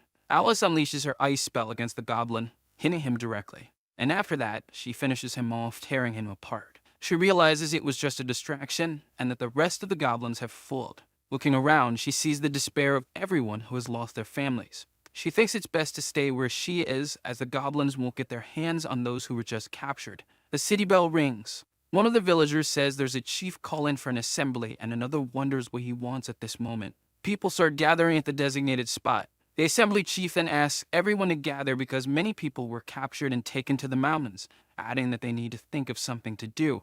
Unfortunately, he adds that even as the village chief, this isn't something he can decide alone. One of the villagers, already hopeless, says everyone should forget what happened as there's nothing anyone can do. In this conversation circle, one citizen says everyone saw how brave those goblins were, and there's nothing more to do for those who were taken. Someone, outraged by what they heard, asks if he's kidding. It's the boy Henry. Very angry, Henry says his mother was taken by the goblins. He tries to convince them, saying that the goblins took their families too and that those families are waiting for them. He insists that they must rescue the girls. He says it's time for them to shed blood for them, and if they don't, they'll certainly go to hell. The pastor arrives, saying that this is nonsense. The men are surprised to see the pastor. He then says that no one present will go to hell because the goddess of light will be merciful to the wise. He asks if they have a solution to the problem, and the men ask for help. He says he forgives everyone and frees them from their sins in the name of the goddess of light. The citizens begin to pray to the goddess of light. Holding the Bible, he says they are all too weak to face those goblins and that it would be foolish to try. But they can stay where they are and pray. He continues, saying that the goddess will help those who pray sincerely, and she will deliver salvation to those who were captured. He also warns that those whose families were taken should get a copy of the Bible to strengthen their faith so that their families will return safely. One of the men then asks if people will come back if they buy the Bible, questioning if it's really true. The villager stands up and shares his testimony, saying that he too was once captured by the goblins. But he prayed sincerely to the goddess of light, and now he's fine. Everyone around is surprised and astonished, asking if he's telling the truth and if it's truly possible to escape those monsters. The man replies, of course, that those monsters tremble with fear the moment he took the Bible, and people believe in his testimony. They start pleading for the goddess's help, condemning themselves for not buying dozens and dozens of Bibles. One of them even asks if they're selling Bibles right now. The villager and the pastor look at each other as if it were all planned. Excitedly, the pastor starts offering all his Bibles. He assures them not to worry, that he always carries dozens and dozens of Bibles with him, and that they're very affordable, only 100 gold coins. Many of them fall for the pastor's spiel, except for the son of the woman who was taken.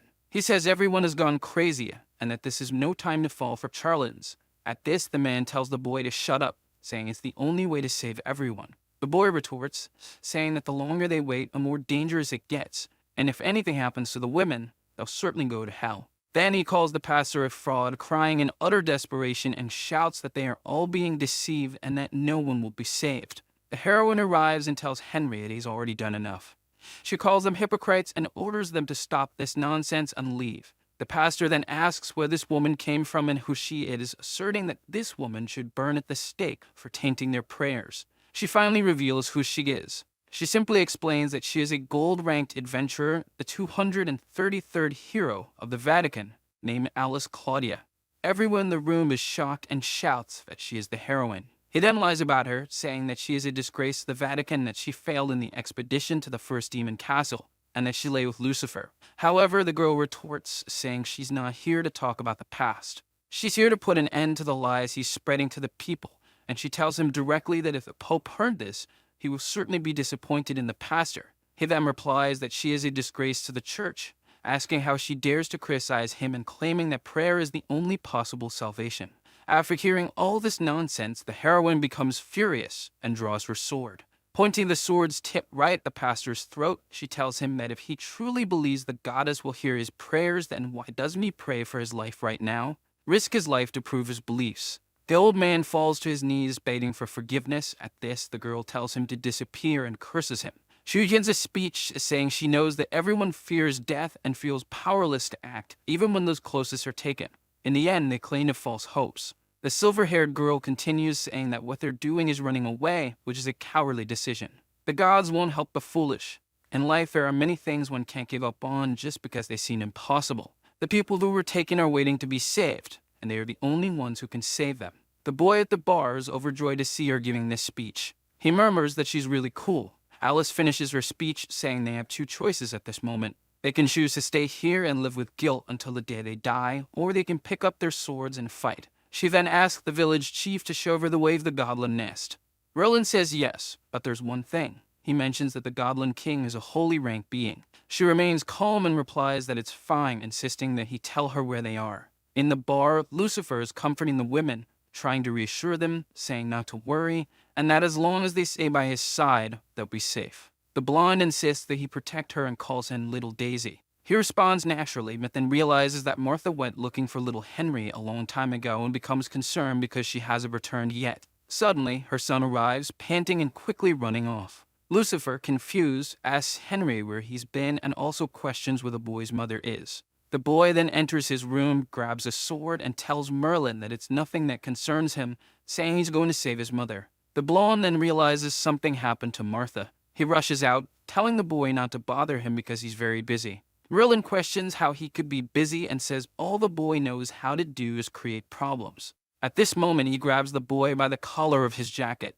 Angry, the child tells him to get his hands off because he's just a useless person and then decides he will save his mother. Lucifer then says he's too young to do anything and asks him just to explain what's happening. The boy starts crying and blames himself, saying his mother was taken because of him and he has to save her with his father's sword. Then the demon tells him to know his place, saying the boy is nothing more than a weak little kid, incapable of doing anything in a fight. Henry explains that he made a promise to his father and adds that he is the man of the house while his father is away and that he promised to protect his mother. Upon hearing this, Merlin is taken back to his past, remembering when he was with his mother and the little boy who said he would definitely protect her when he got older, and he finds himself laughing at this memory. As he snaps out of this flashback, the little boy has already run off. The blonde murmurs that all fools really know how to do is cause trouble for others. The three women, not understanding, call him by his nickname. Returning to his usual character, he tells the ladies to leave this place as soon as dawn breaks. They become worried. The green-haired one asks if he's leaving and warns that it's too dangerous for him to go out at this hour. Then he gets ready to leave and says that sometimes he feels that maybe being a hero could actually be a good thing. Alice arrives at the adventurer's base, then spots a man nearly dying on the ground and asks if he's alright. On his knees, the man begins apologizing. She tells him not to speak if the villagers are already coming. At this moment, the adventurer finally sees that she's a gold-ranked adventurer. The man then grabs her hand, begging for his fiancé's life and blaming himself for letting the goblins in. He says he had no choice and asks her to please forgive him. Outraged by what he just said, she tells him to lift his head and says adventurers should act with dignity at all times. She tells him that she will have to take his adventurer's badge for now. The heroine asks the name of his fiancé. The man replies, Cecil. At that moment, the heroine then promises that his adventurer's badge will be returned to him by Cecil herself. Surprised, he warns her that the Goblin Emperor is a holy class being and urges her to be careful. Heading toward the goblins, Alice says she's nowhere near her opponent's level, but that doesn't matter. The silver-haired girl thinks that those without talent should know their limits and keep their feet on the ground. She will never agree with his words, no matter how many times she hears them, and even in the face of despair, she believes she must trust herself. Inside the Goblin Palace, many women are held captive, including Martha. The monstrous Goblin King is delighted to see the women in such good shape. He orders his lackeys to throw them into the dungeon, saying he'll enjoy each one tonight after his bath, and his lackey simply obeys.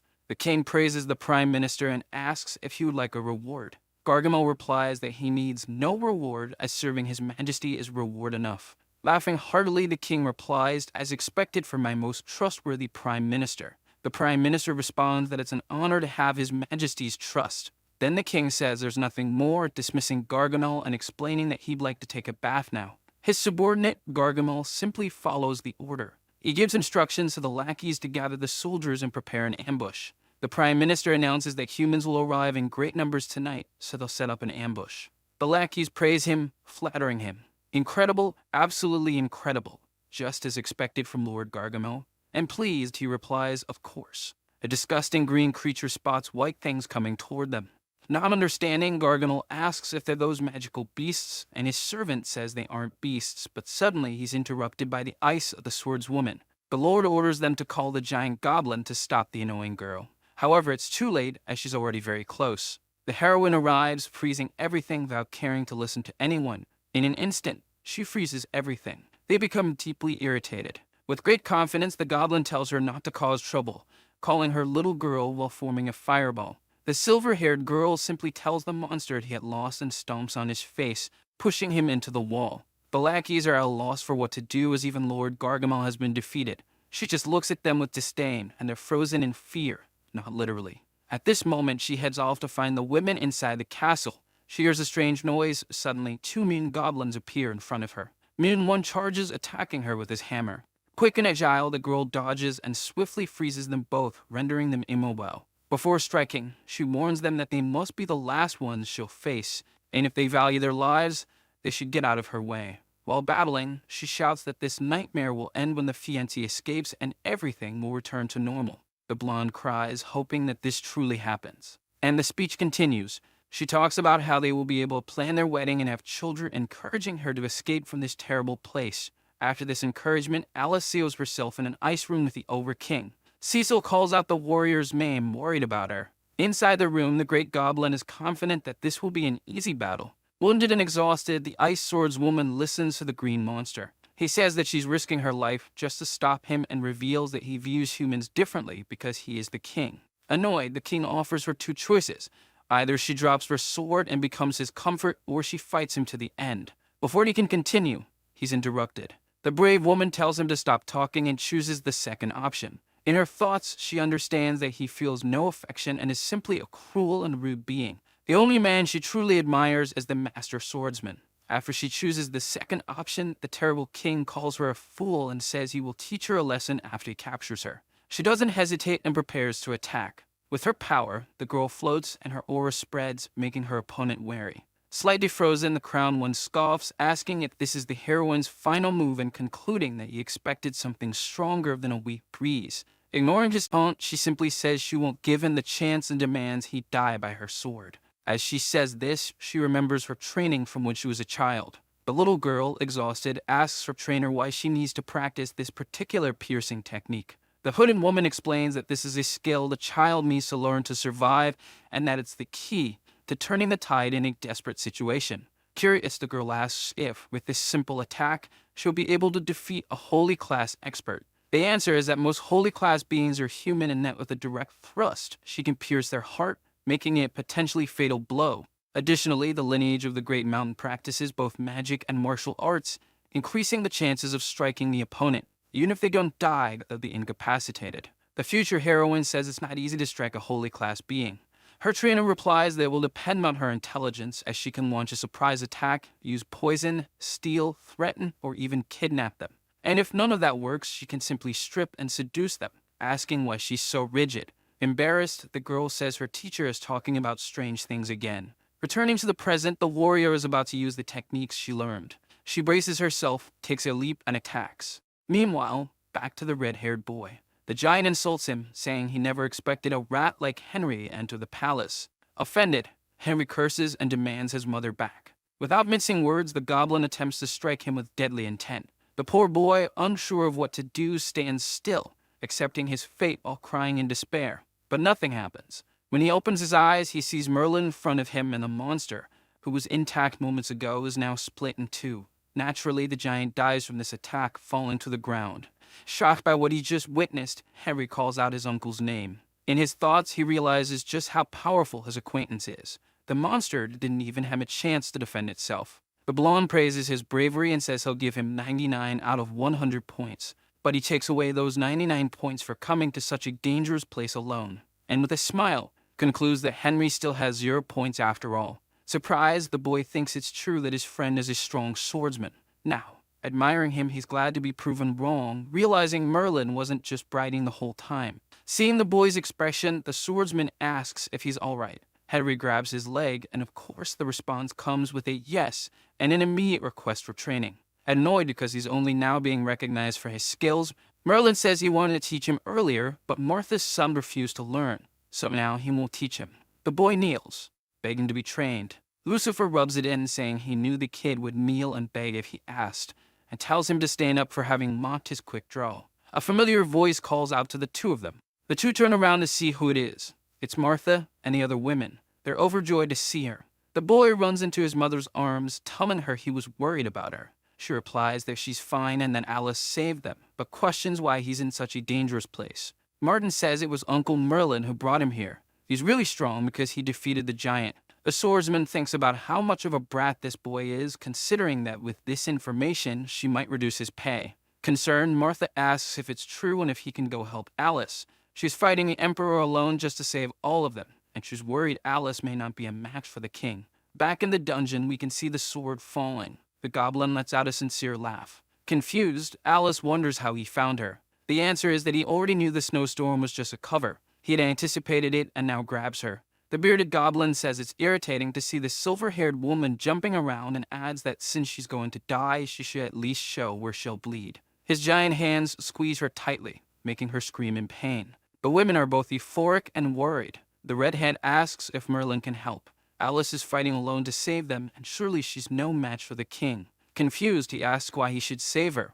In a moment of clever thinking, he realizes that if he saves the warrior, he might have a chance to become an adventurer. Martha insists and says she'll triple his salary. Pretending not to care about the money, the blonde asks who she thinks he is. They both agree that he definitely looks like someone who does everything for money. The swordsman decides he has nothing to lose if he lends her a hand. Mother and son wish him luck, saying that when he returns, he can teach the boy. In a grand exit, he tells them to wait because he'll be back with Alice. The king squeezes her so tightly that the heroine starts losing air. He laughs wickedly, delighted to see her face and hear her voice weakening, which stirs his desires for her. Despite her lack of strength, she manages to use her power, driving an ice stalactite into Wenda's arms. Not understanding where it came from, the vile old goblin looks to the ceiling. Confused, he asks when she managed to do that. Without answering, she simply triggers the power that causes it all to collapse on him. Being immobilized, he releases her, letting the girl go free. Furious, he asks how she dares to deceive him. All of this was just to teach him not to underestimate her strength. Now it's time for him to experience the sword art of the Great Mountain. She charges toward the immobilized goblin. In no time, he's slashed all over by her ice magic and her sword. Alice makes sure to drive her blade through the Great King's neck. Finally, the ice ultimatum arrives to finish him off. A large hole appears in his body. Relieved, she feels a sense of peace seeing this monster die. Just as she's about to leave, she feels a glow from behind. Confused, she's caught by surprise. The Goblin King is regenerating from the wound she inflicted. Shocked by what she sees, she wonders if the wound to his heart has healed. And before she knows it, he's revived, stronger than before. In shock, Alice begins to question why the monster didn't die, as it was a direct fatal blow to the heart, and usually even a holy class being wouldn't survive that. However, the king laughs in the face of danger and explains that goblins' hearts are on the right side, not the left. After pointing out that she didn't study enough, he adds that knowledge can change one's fate, and now, having underestimated him, he will show her no mercy. Speechless, she just stares at him. With his massive club, he charges at her, yelling for her to die already. In defense, she creates an ice barrier. But an ice wall can't block his attack, and she's hit with full force. The strike is so powerful that even the dungeon beams crack. This time, she's really hurt. Powerless, she lies on the ground, seized by the king. The vile goblin tells her that from now on, she'll be his slave forever. Unfortunately, she can do nothing but groan in pain and suffering. Then the king is taken aback by something. The girl has vanished from his arms, and looking behind, he sees who took her away. The goblin then realizes that another rat has entered his underground city and feels something strange. His body has been sliced in half without even noticing, leaving him utterly confused as to how it happened. The green monster, enraged, calls Lucifer a bastard. Looking closely at the girl, Merlin questions if she was serious about what she did, as she risked everything for people who have nothing to do with her. He tells her that she didn't need to go so far as to risk her own life. That's foolishness. As he places her in a slightly safer spot, the swordsman continues, saying he's not used to seeing her so compliant and asks her not to die just yet. Since she can't respond, he goes on, telling her he won't mock her and wishes the flat-chested heroine a good rest, as he'll take it from here. Dazed, the silver-haired girl starts to see in him the swordsman she fell for because of his strength and wonders if he's come to save her again. Half-conscious, she thinks of the master swordsman and ends up saying out loud in a soft voice that she likes him very much. The blonde is startled, confused by what he just heard, wondering what that idiot is talking about. At this moment, the goblin asks if he's ready because he wants to start the game once and for all. They start conversing. The king says he thought only one rat had entered his palace and didn't expect another one to show up. He continues, noting that Merlin seems quite strong, considering he sliced off his hand without giving him time to react. However, his body regenerates, and when he's in berserk mode, he can recover from any damage all at once. He then invites Merlin to fight, as that's the only way he'll die. Pleased by the challenge, Lucifer boasts that he can defeat anyone with this single move and that being defeated is exactly what he desires. Upon hearing this, the goblin smiles and launches into the attack. He swings his club at the young blonde. However, the man is so strong that he withstands the full impact. Surprised, the goblin says Merlin is indeed very strong to withstand his attack and asks his name. Convinced, the young man replies that the green monster doesn't deserve to know his name with his level of skill. The king introduces himself first, saying he's one of the 14 goblin emperors and a talented figure among his race. His plan is to launch a large-scale attack on Wales, soon to become the new ruler of humans. He then offers Merlin the position of prime minister, which would make him the second emperor. Merlin laughs, finding it amusing that the goblin wants him to join his side, and questions where this green creature got all this courage. With all this style, he adds that no one in this world, even if the goddess of light herself descended, could look directly at a millionth of his glory. He finishes by saying he would feel humiliated to use the goblin as fertilizer in his garden. The king is enraged by what he just heard. He then gathers all his strength and leaps at the demon. Furious and without a second thought, he jumps straight at the blonde, saying he asked for this. To make things worse, Lucifer begins mocking the vile green monster, saying he's as fat as a pig yet manages to soar so high. Growing angrier, the goblin readies himself to deliver the strike of his life, wishing for this arrogant man to be sent to hell. Just as he's about to strike with all his might, the devil merely chuckles at the spectacle unfolding. The king slams his club into the ground, saying that even a high-ranking person would die horribly from that attack. Lucifer appears, asking if that was his strongest move. Unable to believe what just happened, the goblin sees this small figure standing on top of his club, telling him it's now his turn. Merlin fully unsheaths his sword and splits the ugly monster in two. As this happens, the king realizes the young man's power and feels something strange. He's been split in half, and his regenerative power isn't enough to heal him. The blonde says he was curious about what started this mess, but the king is disappointed in him with how weak he is. Frightened, the goblin asks who he is because he's clearly not an ordinary human. The response is that the man isn't particularly strong. It's the king who is far too weak and doesn't deserve to be called as such, nor does he have the right to compete on the same stage as him. The young man is pleased to have finished him off, as being a holy rank, a curse on his heart is eased. A wall cracks after all this fighting. Inside it is full of goblin treasures. Just as he's about to take the girl back, he hears the sound of everything collapsing. Merlin can't believe what he sees. It's a massive amount of treasure. He loves the feeling of being blinded by the shine of gold coins and wonders if his dream of becoming a vagabond might come true. However, a large brick falls on his head, and looking up, he realizes the ceiling is crumbling. He concludes that the battle must have caused the underground city to collapse. Faced with the dilemma, he thinks that if he moves quickly, he can take a lot of gold with him, but he won't be able to save the girl. And even though he might be fine with that, she would die buried. At that moment, he begins to question whether he should choose the gold or the girl, and ultimately decides on the girl. He saves Alice just as everything falls apart and runs out with her. As they run, he declares that she's his nemesis, that she now owes him millions of gold coins, and that he won't forgive her if she doesn't recommend him for a job. When they arrive in the village, the men happily welcome their families, until they see the mountain exploding. Someone shouts that part of the mountain has collapsed, and another asks if that was where the goblin's underground palace was. The little boy worries about his two friends. His mother puts a hand on his shoulder to calm him and tells him not to worry, as Merlin is clever and always figures things out. The boy agrees with his mother, but the man is startled by what he sees. Amidst the smoke, a familiar silhouette appears. It's Merlin and Alice coming out together. All the villagers run to see what happened. He's praised by everyone. One says they misjudged him, another says he's not a useless gigolo. Someone else says he's impressive and he really saved everyone, making him very happy. But inside, he hopes not to be the hero again and only wishes for all the gold he left behind. Later, Alice continues to rest in bed. The new hero observes her and notes that she's severely injured and will be in danger if no one treats her. He smirks wickedly, saying she treated him poorly before, but now all she can do is lie there and let him do whatever he wants, because that's karma. He adds that he never thought he'd get a day to tease her like this. Clearing his throat as he realizes he shouldn't be saying that, he quickly changes the subject, telling her he's not taking advantage, just treating her. After some time, Alice finally wakes up startled. In her thoughts, she's trying to remember what happened to her after the Goblin King struck her, but she can't recall. Martha arrives, asking if the heroine is awake. She says she couldn't sleep last night because she was worried about the warrior, but is now relieved to see her well. At that, the silver-haired girl apologizes for the trouble. Martha continues, saying they were surprised to see her so injured, and if Merlin hadn't gone to save her, who knows if she'd still be with them. Alice is shocked to discover that it wasn't a grand night, but rather Merlin who saved her. In her thoughts, it doesn't make sense that Lucifer III, being who he is, saved her. Martha asks if there was some misunderstanding between the two, but before Alice can respond, she adds that maybe she should give him another chance. She goes on saying they're an old couple, that it won't go anywhere if she keeps things at a standstill, and suggests she take this opportunity. Alice shouts that they're not an old couple, and then thinks it's a big misunderstanding since they seem more like sworn enemies. The bar owner continues, saying she understands and that Alice must be shy because she's young.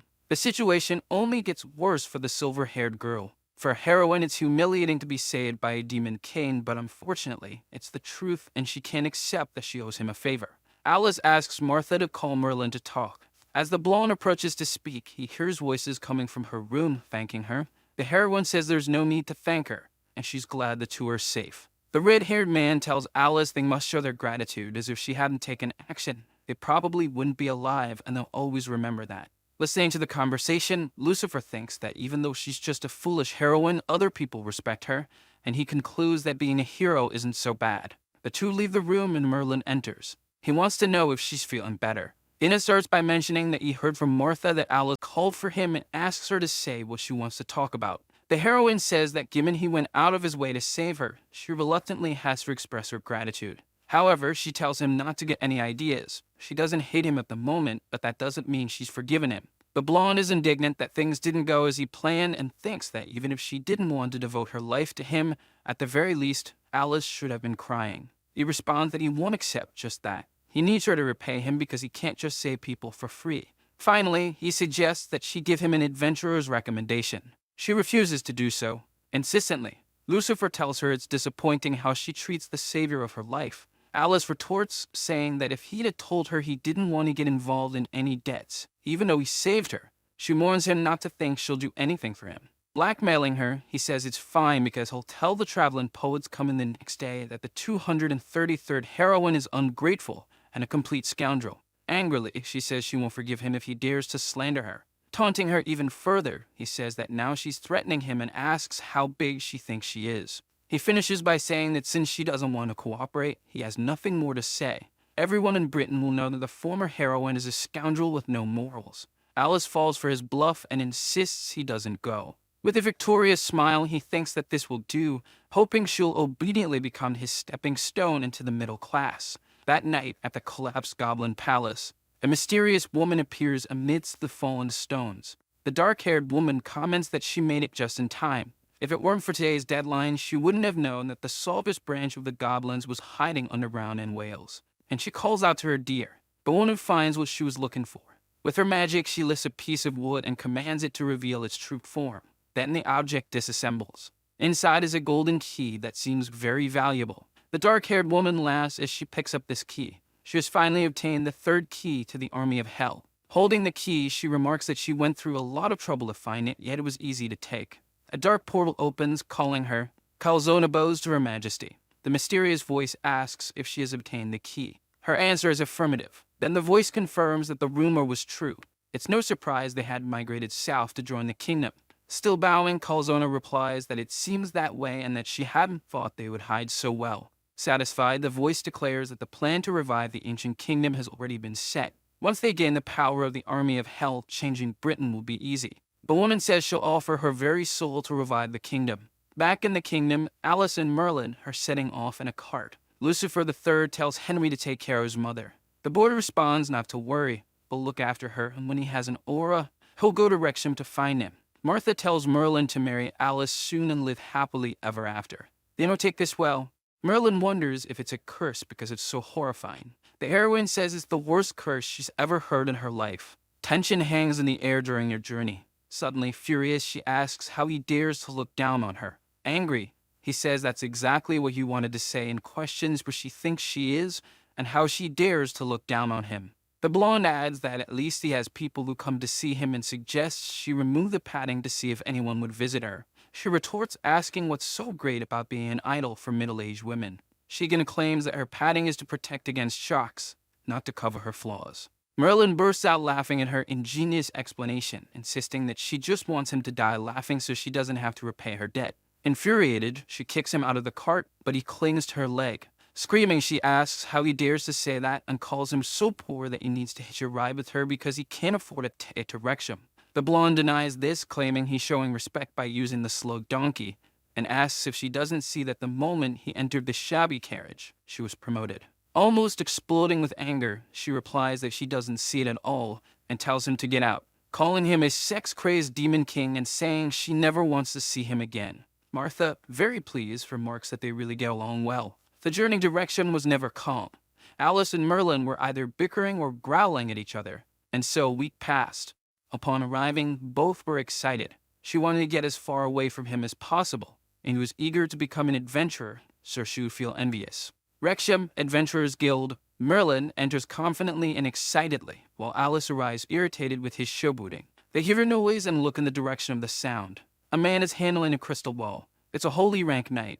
Everyone is astonished to see such a strong man up close. Lucifer asks if this knight is like the Goblin Emperor. Alice replies that there are differences between them, as there are only 3 of them in this guild, including the old master. The devil laughs, mentioning that he had many holy rank subordinates when he was a demon, and concludes by calling her guild miserable. A man arrives, asking if Alice has brought back an old flame. The man is drunk and says that Arnold will cry in the bathroom. He approaches Merlin, asking how he tamed that wild horse and requesting some pointers. Curious, the silver-haired girl warns Hobbs that they are not in that kind of relationship and that she won't hold back if he keeps talking nonsense. Hobbs says he was just joking, pointing out that a girl won't be popular with guys if she keeps getting into fights, and he gestures toward Lugia as an example of charm. Alice tries to show that she's not jealous of his remark. Lugia calls her over to talk and they greet each other. She asks what Alice gained this time considering she was gone for so long. Alice asks her not to mention it. Then the cat girl asks if she came to pick up a new mission. Sadly, Alice replies that she didn't. In fact, she came to give a recommendation for a certain someone.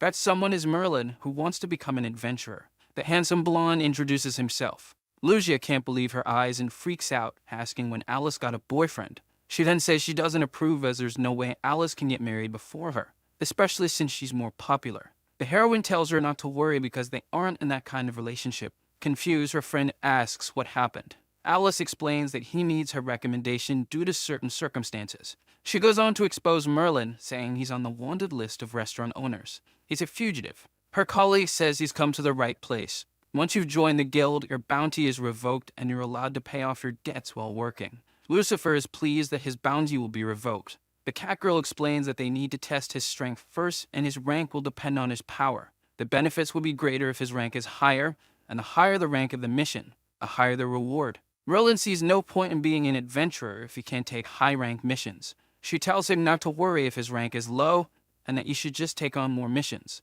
Lugia mentions an elder who's 102 years old and works hard. He became a silver adventurer after completing 999,999,999 low-rank missions. Very rewarding. Merlin finds this ranking method terrible. She adds that of course there's a faster way to rank up, by getting stronger. Once he becomes stronger, his rank will increase. Not understanding the logic, he says that the elder is just wasting his life rather than getting stronger. Finally, the cat girl explains that the Adventurers Guild is quite fair. Even an amethyst adventurer could be demoted. If an adventurer doesn't work for a long time or causes a negative influence on society, the rules state they can be demoted to iron rank. Now Lugia asks Lucifer to place his hand on the crystal ball, which will glow in different colors according to his strength. Being the pervert he is, he jokes, asking if the crystal ball could be the girl's chest instead. Merlin approaches the crystal ball. Confidently, the blonde says he'll show the inferior mortals the overwhelming power of the Pride Monarch. Everyone watches eagerly to see if he's really strong. But nothing happens, the color doesn't change. Lugia feels sorry for him and says there was no reaction, so he can't become an adventurer. Everyone bursts into laughter. A man says he probably couldn't even handle a goblin.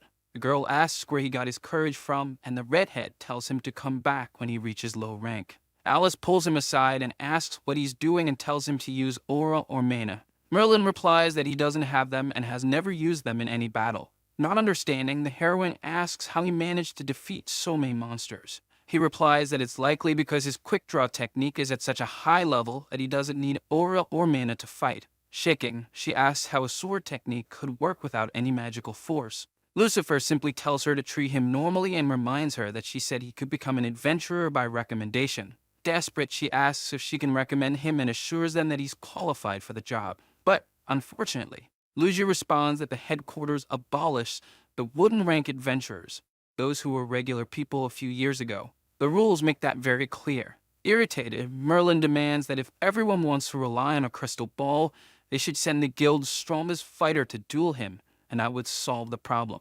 It's the first time Lugia has witnessed something like this and tells him not to joke around. His expression shows he's serious, and he even says that they can all attack him at once. The Elder appears and suggests they test his strength. Now the question is whether they should test the protagonist's strength. People are amazed because this is the guild's old master, Taylor, who will do it personally. Lugia explains that he saved a holy rank expert who would kill a giant with a single punch when he was only 17. In addition to being a big name in Britain's martial arts, she asks the hero if he accepts the challenge. With a glint in his eye, the old man says he's seen many rookies over the years, and if he doesn't move his old body, others might think the guild has no one capable. Clenching his fist, Iron Fist Lucio comments that this is exactly what he needed, and that he should fight now. However, Taylor explains that this place is too small, and there's a trading hall big enough out back. The hero looks back and tells the guild members not to follow, as this is a battle between him and the young man.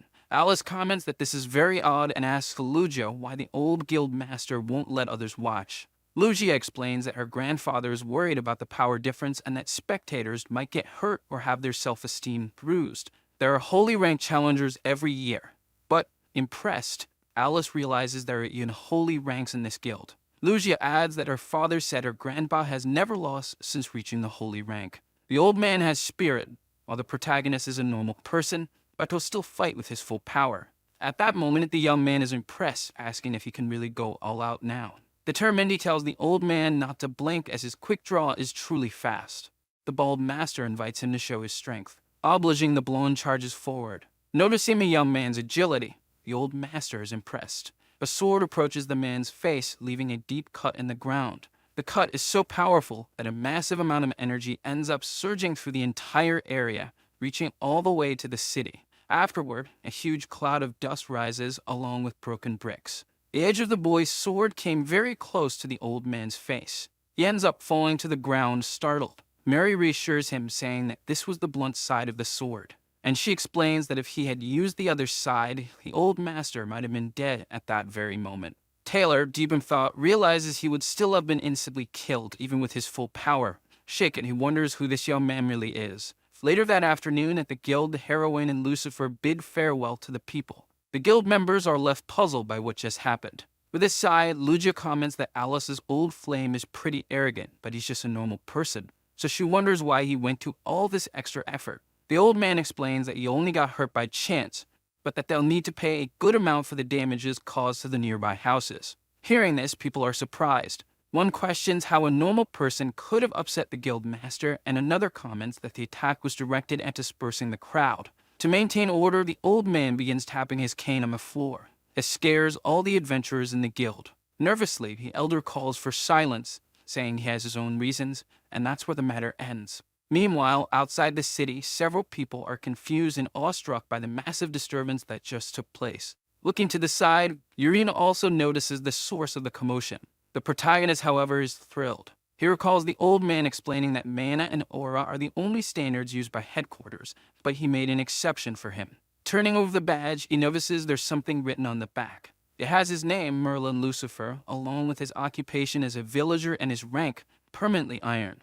However, he's disappointed to see he's still lower rank than that girl. Alice then asks if he really managed to defeat the guild master. In response, Lucifer comments that death is true death for him, and all he did was show a bit of his strength. He explains that our guild master is fairly ordinary and that, if anything, he's only slightly stronger than the 7 generals he once commanded. On her knees, Alice remembers Merlin's feats and wonders how many years it will take for her to defeat him and avenge her humiliation, questioning if it's possible within her lifetime.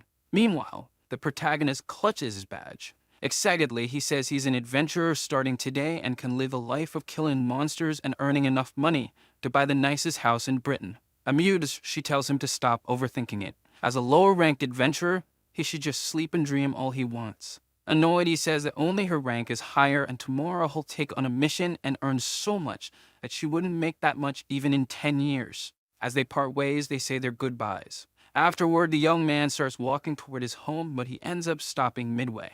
Fiddling in his pocket, he remembers something. He has 2 tickets for horse things, but no money. He wonders where he'll sleep tonight, and it's a question that comes from the depths of his soul. Approaching a lady in the rain, he asks if she wants to buy a box of matches. He also asks an older man if he'd like to buy a waterproof matchbox. Sitting in the rain, he's freezing and very hungry. He wonders if he'll end up sleeping on the street and regrets betting on horse things if he'd known this would happen. At that moment, he tosses the match onto the ground, putting it out. He stands up, excited, deciding it doesn't matter, and that he'll go eat at Alice's place. Meanwhile, the heroine is at home. She's taking a hot bath, feeling relaxed and happy in her bathtub. Smiling, she thinks about the protagonist and wonders who would ever give a job to someone at iron rank.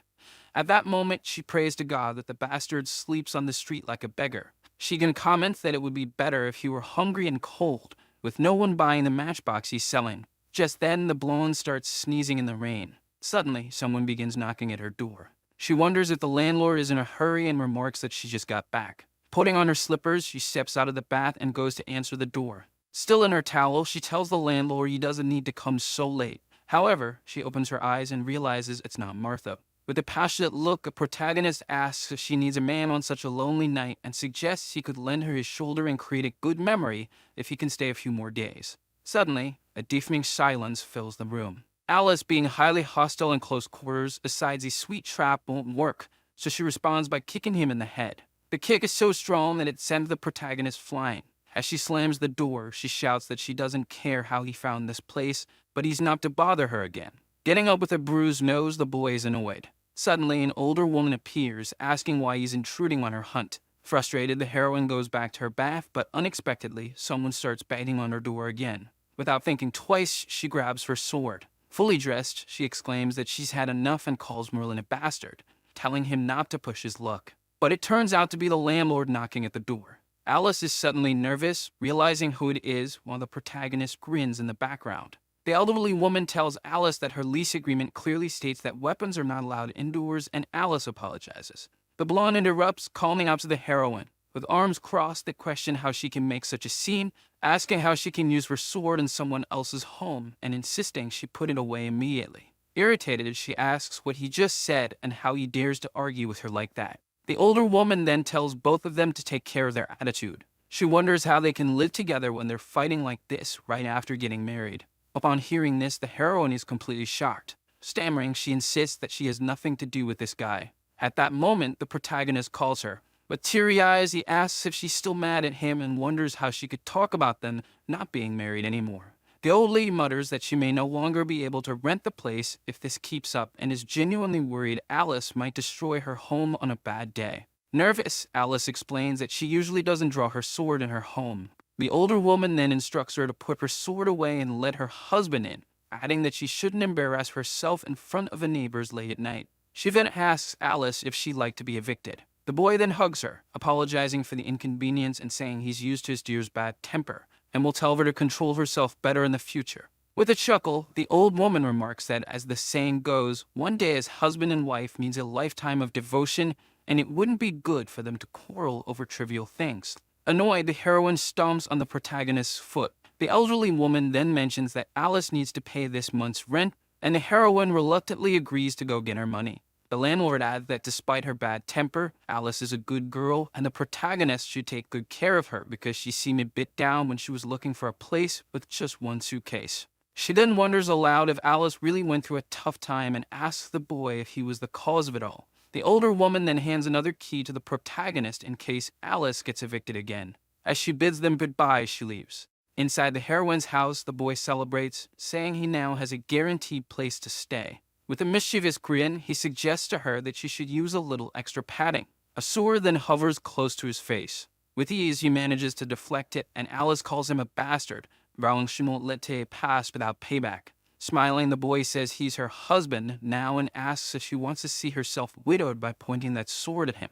Stammering, she demands to know what he means by that, calling him a shameless bastard. She warns him that if he uses his move here, he'll turn the house into a pile of rubble and will have to pay for it. He better think twice before pointing that sword. Irritated, she thinks to herself that sooner or later she'll get her revenge or he won't be able to retaliate. Then she asks if he's planning to stay for free. In response, he simply sits on the sofa. He tells her not to get too excited and to think of a win-win situation, as she won't throw him out after hearing him out. With her arms crossed, Alice tells him to get on with it. Hungry, the boy grabs a banana and suggests they rent the place together. He explains that she probably doesn't have much money and that paying rent is a huge expense, so it'd be easier to split it with someone. Alice considers it, saying it makes sense, but questions why she wants to do that with him since they're enemies. Alice questions how long it's been and wonders if they should have turned the page long ago. Reluctantly, she thinks she won't turn the page with him, but deep down she knows he's right, as it could save her a lot of money each month. Agreeing, she says they can rent the house together, but he'll sleep on the sofa, and on top of that, he has to pay the rent now. In response, the protagonist just tosses a banana peel in her hand. He's secretly worried, thinking he'll pay up and start working on SSS rank Enki missions, which will be easy for him, allowing him to get rich quickly. Excitedly, he reminds himself that he still has 2 tickets for a shot at the high life. The next morning in the guild hall, several men are watching the crystal ball for the horse race results. Irritated, the protagonist declares that he bet everything he had on it. Lugia, holding a bouquet of flowers, just observes them. She wonders why her grandfather gave an adventurer certificate to someone like him, questioning if he could be her grandfather's illegitimate son, considering he even covered for the damages on the streets yesterday.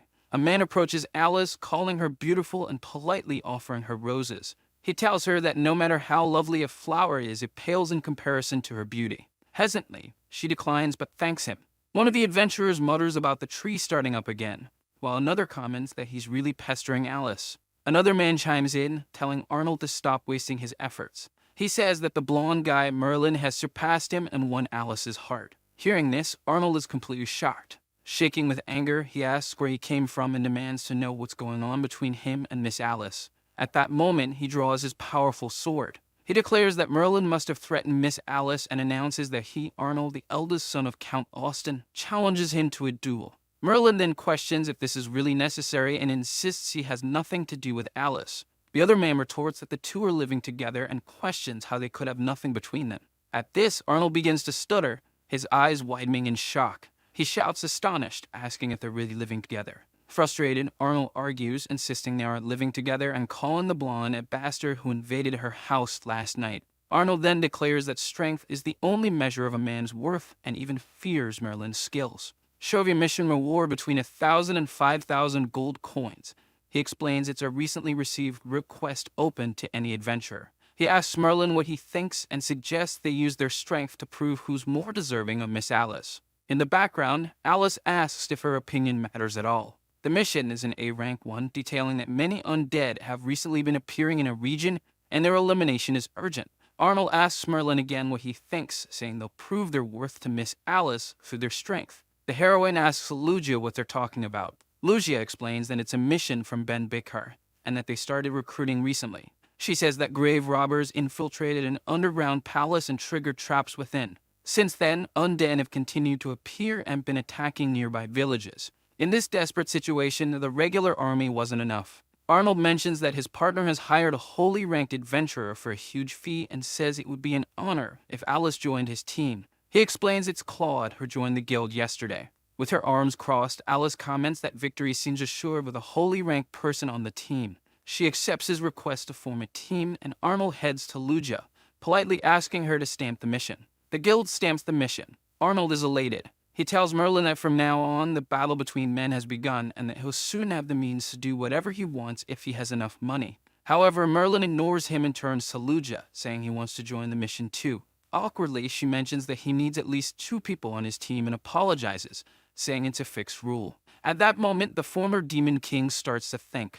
Picking up a seemingly drunk man, he declares that he'll do. Lugia hesitates, but her grandfather appears, telling her to just let them go. He explains that it's fine and that she should allow it. Smiling, the boy then thanks the guildmaster. Sometime later, Alice and Arnold's team is inside a carriage. Arnold introduces Alice to Claude, the holy ranked adventurer who is now part of their team. But the holy ranked adventurer tells them to forget any ideas of teamwork, cooperation, or sharing. He says they should leave the stronger enemies to him while they stick to killing the weaker ones. Smiling, Arnold asks if Mr. Claude is concerned about their safety and comments that he'll be careful and assist him in the mission. The adventurer retorts, asking who gave him the idea that they could help him and warns that if they slow him down, he'll abandon them without mercy. Feeling uneasy, Alice wonders why he's treating his team so harshly.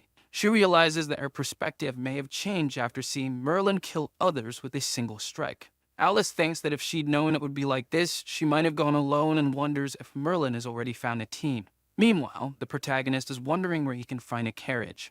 With a mischievous smile, he decides he'll borrow something from Alice. He calls out to Hulks, the drunk man he's teamed up with. The next morning after they set off, Hulks seems to be regaining his senses. He questions Merlin about whether he really agreed to go to such a place. Merlin responds by asking if he's seen the guild's stamp on the mission and mentions that Hulks was making a lot of noise about wanting to join. Holding his head, Hulks suggests they should turn back immediately. He says the royal palace will send others to deal with it soon, and they're not going there just to guy. Hulks explains that his brother should listen. Although the mission is authorized by the government and comes with a high reward, it's not easy to earn. He mentions the recent outbreak of undead and says that, at best, they're only going there to distract them.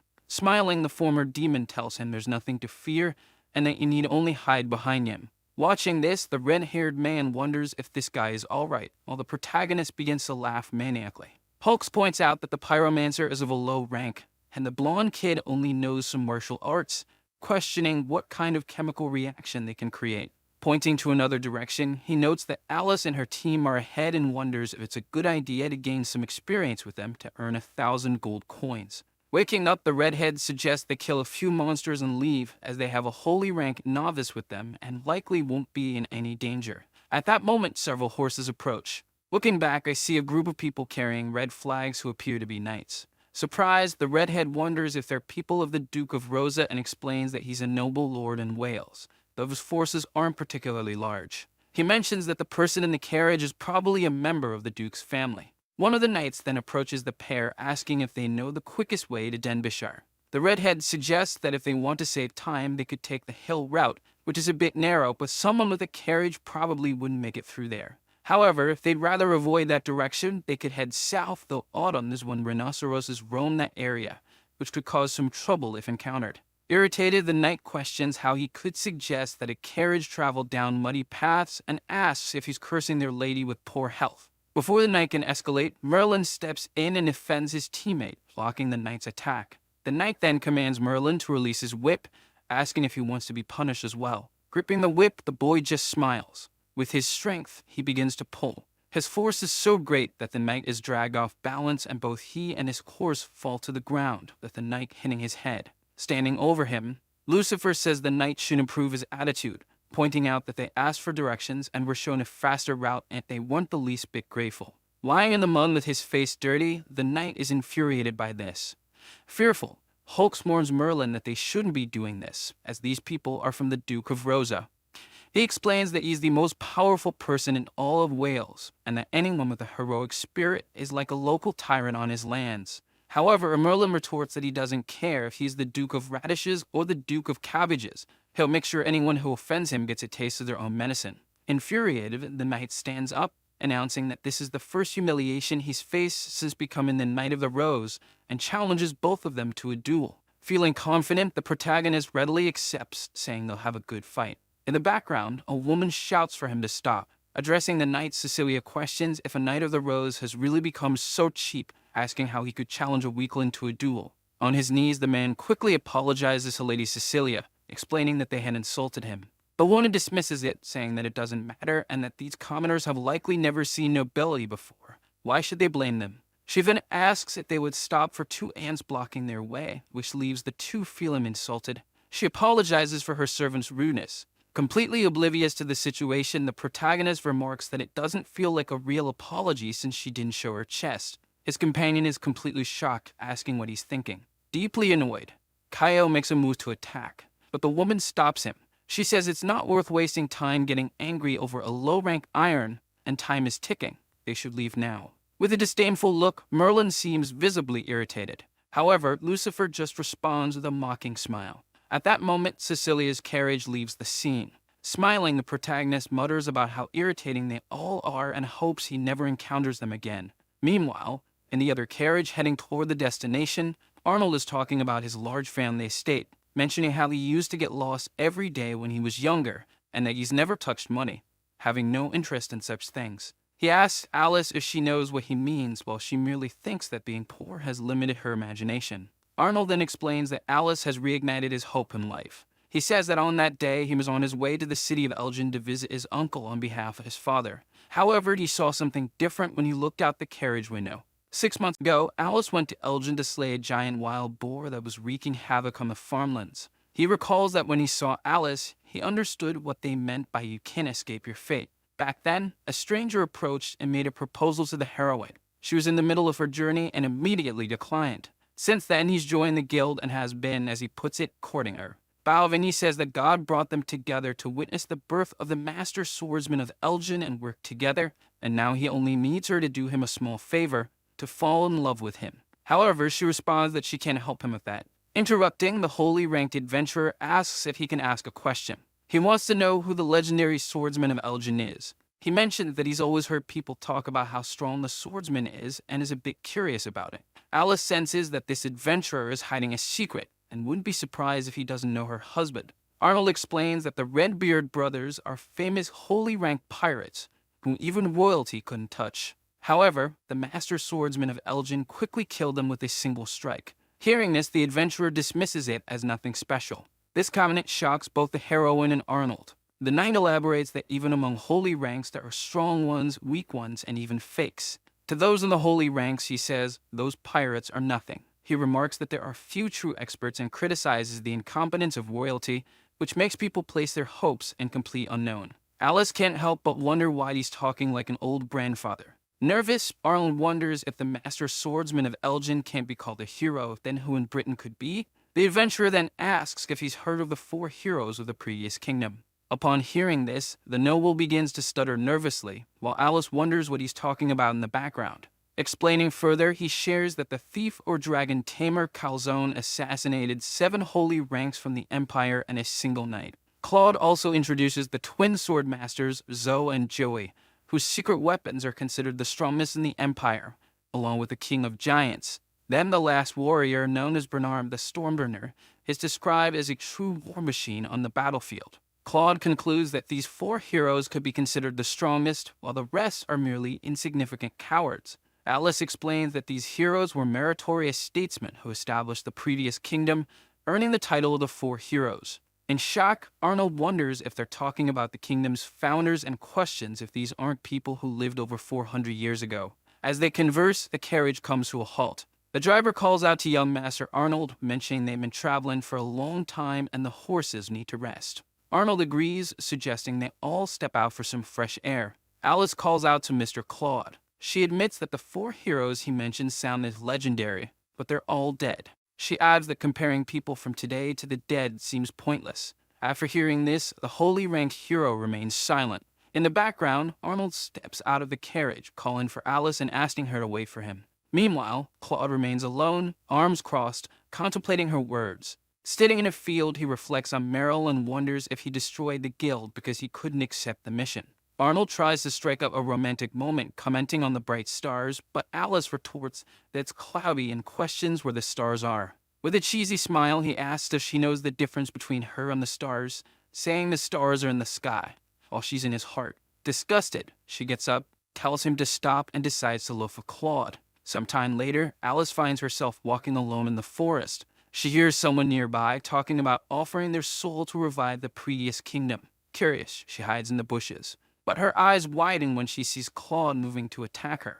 His sword's blade stops just shy of her head. Claude comments that it's just Miss Alice. He thought she was a thief or something of the sort. Apologizing, he asks if there was something urgent for her to come here so suddenly. With her heart racing, she merely says they should leave as she came to inform him of that. Casually, the adventurer thanks her. Glancing at her, he asks if she heard anything just now. She replies that she didn't and asks if he said something. Claude then says they'll head back and might reach their destination by nightfall if they're lucky. Suspicious, Alice finds his behavior odd and wonders what he meant about her father.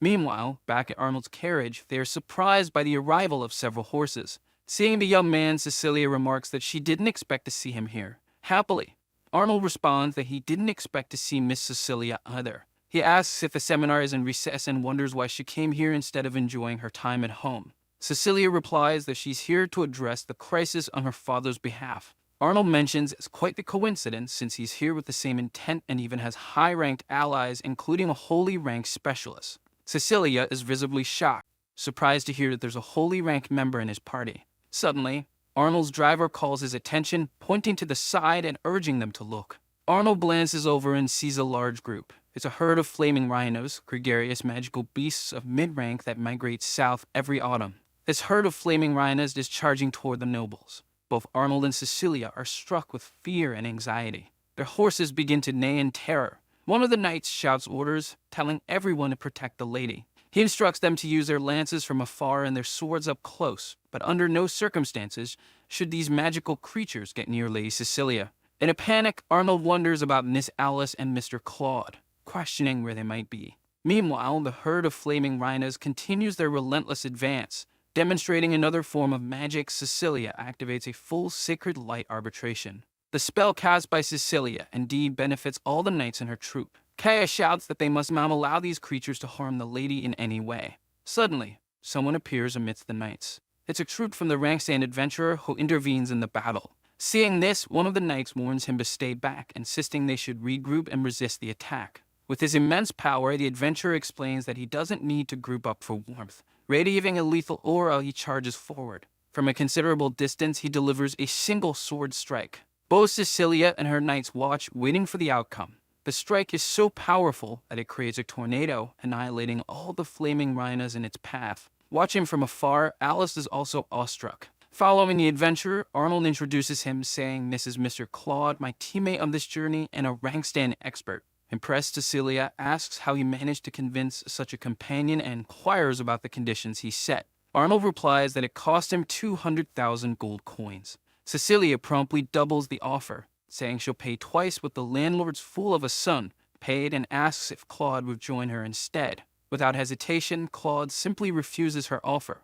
Frustrated, Cecilia wonders what's wrong with him, noting that she senses a faint dark magic around him. Declaring that purging the undead is a worthy challenge, she insists on handling of herself to prove her worth to her father. Following her command, Claude kneels, declaring they'll depart immediately. Meanwhile, at the military camp, a bearded man raises a glass, expressing gratitude for the fate that brought them together for this mission. He thanks everyone for accepting the mission and announces they'll hold a feast tonight and deal with those damned skeletons once and for all. Iron is among those celebrating. The holy ranked adventurer tells them to enjoy themselves as he retreats to rest. Curious, Alice asks if he might be a dangerous criminal in the Empire, noting how risky it is to partner with someone like that. She explains that the Adventurers Guild is quite lenient, accepting anyone who passes the test, which has led to many adventurers with dark pasts. Compared to them, Merlin's antics seem mild. Suddenly, Arnold appears beside her, remarking that it's a splendid night and they're alone together. Interrupting, Alice firmly states they haven't gathered any intel yet and that they're here to hunt monsters, not for a vacation. Disappointed, Arnold slumps, saying it's a shame. While he thinks it'd be great if Hobbs, the intelligence specialist, were there, he remembers that despite being annoying, Hobbs knows a lot. Spotting Merlin, Alice stumbles backward. Nervous, she asks how they got there when they set off after them. Arnold then questions if this isn't her rival who stole Liz's chastity. Touching Arnold's face, Alice clarifies that nothing like that happened and that they shouldn't say such things. With his notorious reputation among women, Merlin remarks that the village is just a facade hiding his illustrious past and asks if they'd like to join him. Seeing this, Alice calls in the idol of middle-aged women. Approaching the table, she gets everyone's attention. Crossing her arms, she asks everyone to clear the way as they need to discuss something. The girls grumble about the heroine while Merlin asks her if she's just arrived. Alice explains that they encountered some setbacks on the way which delayed them, then asks how he managed to get there. Smiling, he says it's all thanks to Hobbs, a living map, and bets she never expected them to take a shortcut on their donkey. Frustrated, she starts punching him, calling him a bastard. Merlin laughs, mentioning that with some urging from behind, the donkey runs faster than a horse. Suddenly, someone steps up beside them, catching Lucifer's attention. With tissues stuffed up his nose, Arnold announces that Merlin is indeed brave. However, regarding his love for Miss Alice, he declares he'll never lose to Merlin. Merlin wonders aloud what's wrong with Arnold's nose. Grinning, Arnold says it's the mark of love. He confesses it's the mark of love for Miss Alice, forming a heart with his hands. Confused, the blonde questions if he has a problem. Then Alice asks if he only just realized that now, explaining that he's very slow. Correcting himself, the boy then says he meant that only those with problems would like the girl. Hearing this, she becomes deeply irritated and warns him that if he says one more word, she'll knock him down even if she can't beat him. From a distance, Arnold comments that Merlin proved he's still a man by coming here and begins to anticipate his rival in love, but states that this is the end as Lord Claude will dress and break the dead. Hearing all this discussion, several people wonder if it's about rivals over the woman and comment that they should fight, saying it's quite youthful. Nervous, she approaches the noble, commenting that she's going to search for some information now and that he needs a lot of help. She then suggests that he go back and rest. With the young man deeply in love, he asks himself if she's concerned about Fafter being tired and comments that she's kind of caring, loving her even more. Intervening in the conversation, a drunk man says Arnold has a thing for small chests and claims he's a boy with truly unique taste. At that moment, Alice prepares to hit the man. Landing a direct punch on his torso, she asks if he wants to die or live. Changing the subject, she asks Hobbs if he knows anything about Denbighshire. Responding, the man says he does, but needs money. Then she thanks him for the help and explains that she collected a lot of information and reached some conclusions from it. Starting to explain, she says that it's a tomb of the Prime Minister of the former kingdom in the forest to the north, a 3-layered underground labyrinth in total. She says that this Prime Minister was actually a necromancer, and that these skeletons and undead were probably summoned by him. A standing army was fighting against these undead within the forest, and was waiting for the capital to send some people, but from what she sees now, it's difficult to handle. Hearing these theories, the boy begins to think about the former kingdom. Meanwhile, inside an illuminated tent, the saint-ranked adventurer seems to be meditating or doing something similar. Suddenly, he begins to grow very restless. With a serious expression, he speaks about the welfare of the revival of the former kingdom. Sometime later, everyone is sleeping in their respective tents. As for the Saint-classed knight, he continues wandering. Going to a sort of barn, he opens the door. Curious, he decides to peek inside. Then a knight enters the place. As he runs towards him, the heroine thinks she knew he was suspicious. The third member is also awake, the redhead, who is taking care of basic physiological needs. He then spots the heroine entering the barn. A bit drunk, he wonders if it's not Alice. Trembling, he tells himself that during the night, maybe it's just imagination. The knight continues climbing higher and higher up a sort of mountain. Hidden in the bushes, the heroine just watches. She wonders if Claude is crazy and questions if he can resolve this crisis alone. She realizes that this seems to be the entrance to the labyrinth of the Linder ground. A day passes already in the morning. Inside one of the tents, Arnold observes a scene in complete shock. From what we can see, it appears to the protagonist snoring next to Alice. Crying in despair, he pulls off the blanket and hopes that Alice will say she was forced to do this. However, on closer inspection, he realizes it's the blonde hugging some kind of large pillow. Confused, the man begins to realize his mistake. At that moment, the former Demon King wakes up and stands. He tells Arnold that if he does that again, he'll send him straight to hell and explains that there's no difference between him and the blanket. Nervous, the noble comments that the lady is missing and states that he can't find her anywhere. Desperate, he says that Lord Claude is also missing and wonders if he's the one who kidnapped Miss Alice and ran away. Scratching his head, the redhead says he saw her yesterday and wonders if she went to the tomb in the forest to collect the reward. Seeing this, Lucifer says how dare she break the rules and do something like that behind his back. He then says he won't let her get away with it. Understanding what's happening, the redhead grows worried and starts to speak. But the blonde interrupts, smiling, saying that he's right and that he'll go to the tomb too. Worried, the man states he shouldn't be reckless and that an iron rank like him will only cause more problems than help, and that they should all go together. Fueling his pride, Lucifer says that the money for helping is not his goal. He tries to explain that this time the enemy is the undead, so he cannot use them to extend his life and therefore must pursue a high reward soon. Surprised, Arnold comments that Merlin is getting serious about Miss Alice and that, as his rival in love, his imposed mode should be approved. Meanwhile, in the second layer of the underground labyrinth, the saint-ranked adventurer is wandering through the corridor. Waiting for Alice, he thinks that this labyrinth is so complicated that he wouldn't be able to find his way without following Cloud, but he finds it strange and questions why Cloud is so familiar with this place. He wonders if Cloud has been here before, if he has a map of this underground labyrinth, and if he has some connection to the former kingdom's prime minister. Besides that, there's another problem in this whole equation. Looking to the side, he notices signs of battle, and they're fresh. Apparently, someone passed through here. At that moment, some Tegva force approaches. It's actually 2 skeletons that seem to be guarding some kind of gate. Both will, however, face Cloud. Ripping his sword by the hilt, the adventurer prepares for battle. Quickly, he delivers a single vertical slash through the air. This attack seems to be fully charged with mana. Within seconds, the two skeletons are completely defeated. Without ceremony, the saint-rank adventurer heads toward the gate, which bears a painting of the rising sun. Then he opens it with just one hand. It appears to be a completely empty hall. The heroine is still lurking, merely observing. In front of the adventurer, there is a skeleton seated on the throne, as if he were a kind of king. Then Cloud comments that it's been a long time.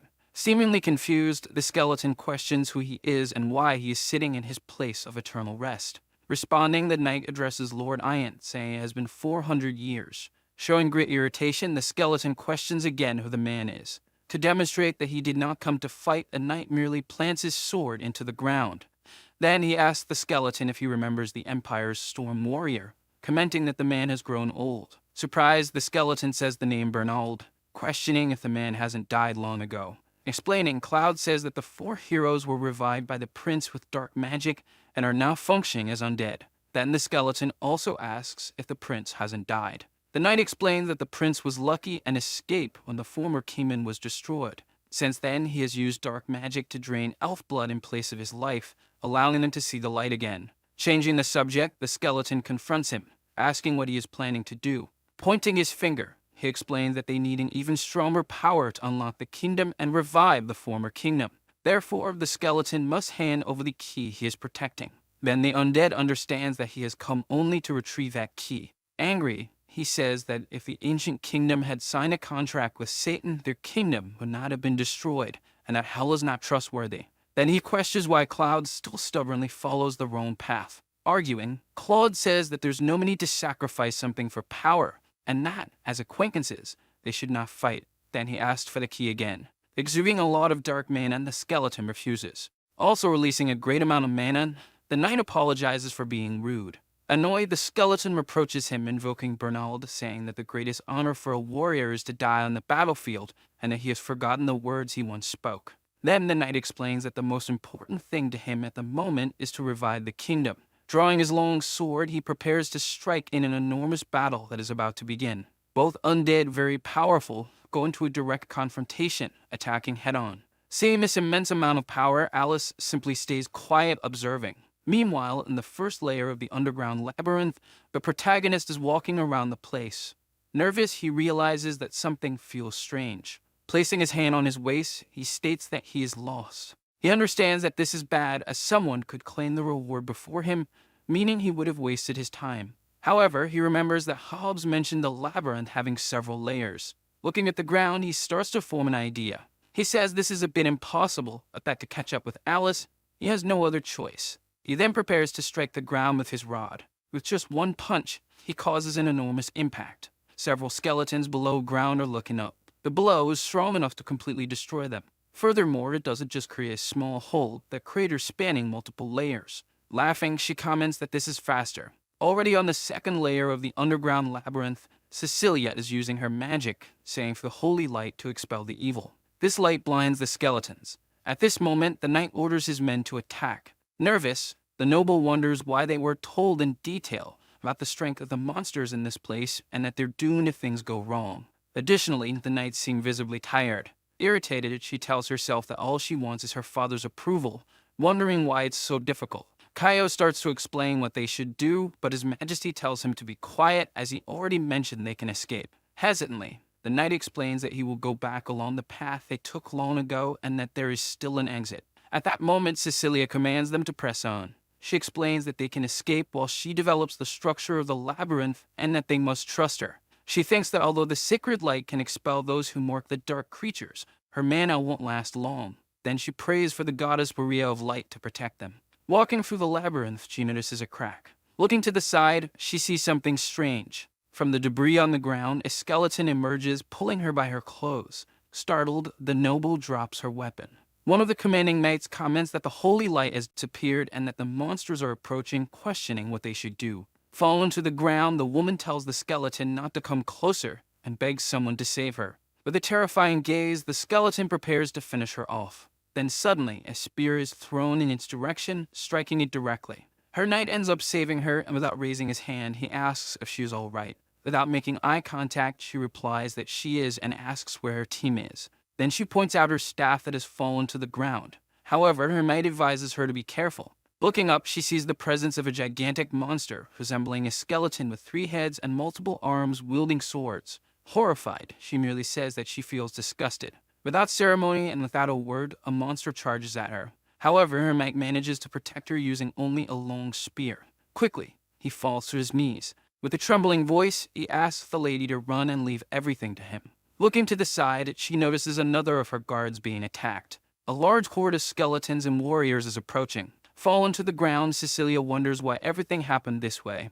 Many of her men are lying on the ground, completely defeated. Completely shocked by the situation, she begins to remember her past. She recalls her father saying that survival is for the strong and that the weak and useless have no reason to exist. And he explains that she is the weakest of all the children. Seeing this, little Cecilia feels unsettled. Now outside the gardens, she is being pushed by another child. Laughing, one of the girls comments that she lost again and that she's so useless, being easily surpassed. Then she questions if she really deserves to be the eldest. Leaving, she says she doesn't want to acknowledge it. Little Cecilia begins to cry.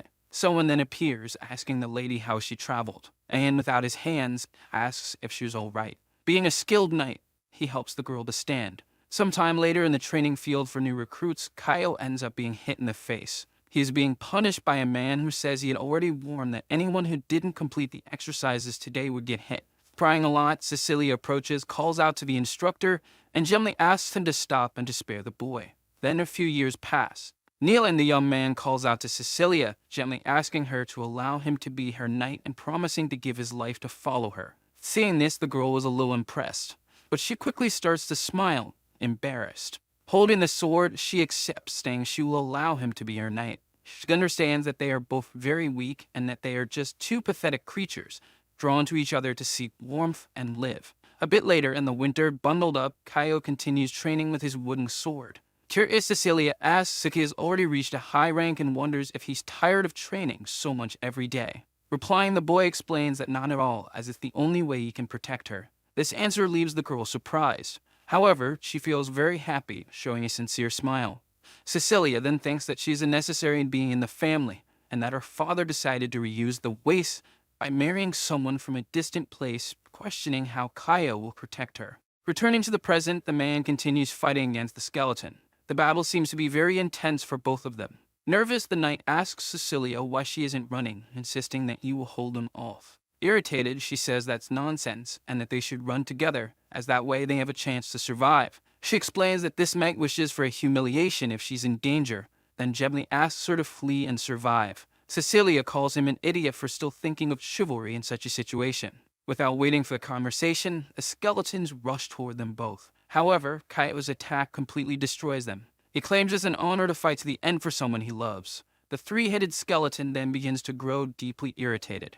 Preparing for battle, Kaio states that this is a decisive showdown and that he will remain loyal to the end. Charging forward, he begins to deflect multiple attacks with his spear directed at the giant zombie. He then manages to strike the central head, destroying it completely. Seeing this result, the young man smiles. The 2 remaining heads pause. Quickly, they seem to move closer together, showing a frightening smile. The knight in turn then throws his spear to the ground. Out of nowhere, he starts coughing up a lot of blood. Seeing this scene, Cecilia is terrified. Watching the knight being utterly defeated by the swords of the giant skeleton, she cries out his name. Blood is pouring out of Kaio. The skeletal figure lifts his body in a rage and tosses him to the side. The knight then falls backward onto the ground. Desperate, Cecilia runs toward her hero. Holding him in her arms, she tells Kaio to wake up, but he must stand up and protect her. Crying, she reminds him that he swore this to her. At this moment, someone approaches the noble. It's the giant 3-headed skeleton. He prepares to finish the girl as well. Afraid, Cecilia realizes that, from what she can see, this is where it all ends. Closing her eyes as she cries, she says that it's okay, that her life is empty, bitter, and petty, and that it can finally come to an end.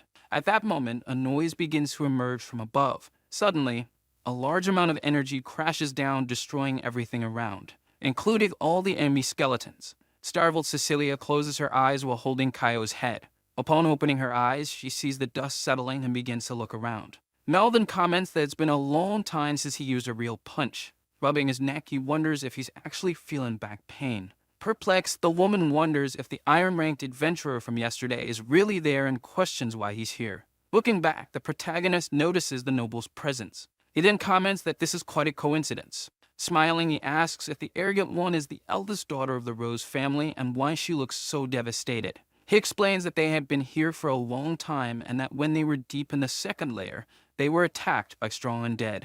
Looking to the side, Lucifer questions why she entered there when she's a priestess unable to handle so many undead. Hesitantly, the woman explains that she wanted to prove her strength to her father. In response, the hero merely laughs and she asks why he's laughing. Placing his hand over his face, he comments that he finds it ridiculous and questions why she feels the need to prove this to others. He declares that she has proven herself to be a fool. Spreading his arms, he explains that all her men died for a stupid reason, and that if she were of the demon race, a leader like her would be considered incompetent, as the enemy wouldn't even need to act. Kneeling, Cecilia begins to cry, agreeing with Lucifer's words. She says it's her fault that everyone died, and this was even the fate of Kaio, who works so hard. After hearing these lamentations, the protagonist merely observes her. He then explains that working hard is just a basic requirement, but it's also useless. He goes on to say that he has no interest in giving his life to a noble like her because he has more important things to do. Suddenly, a loud crash can be heard. The three-headed monster, now down to only one head, approaches.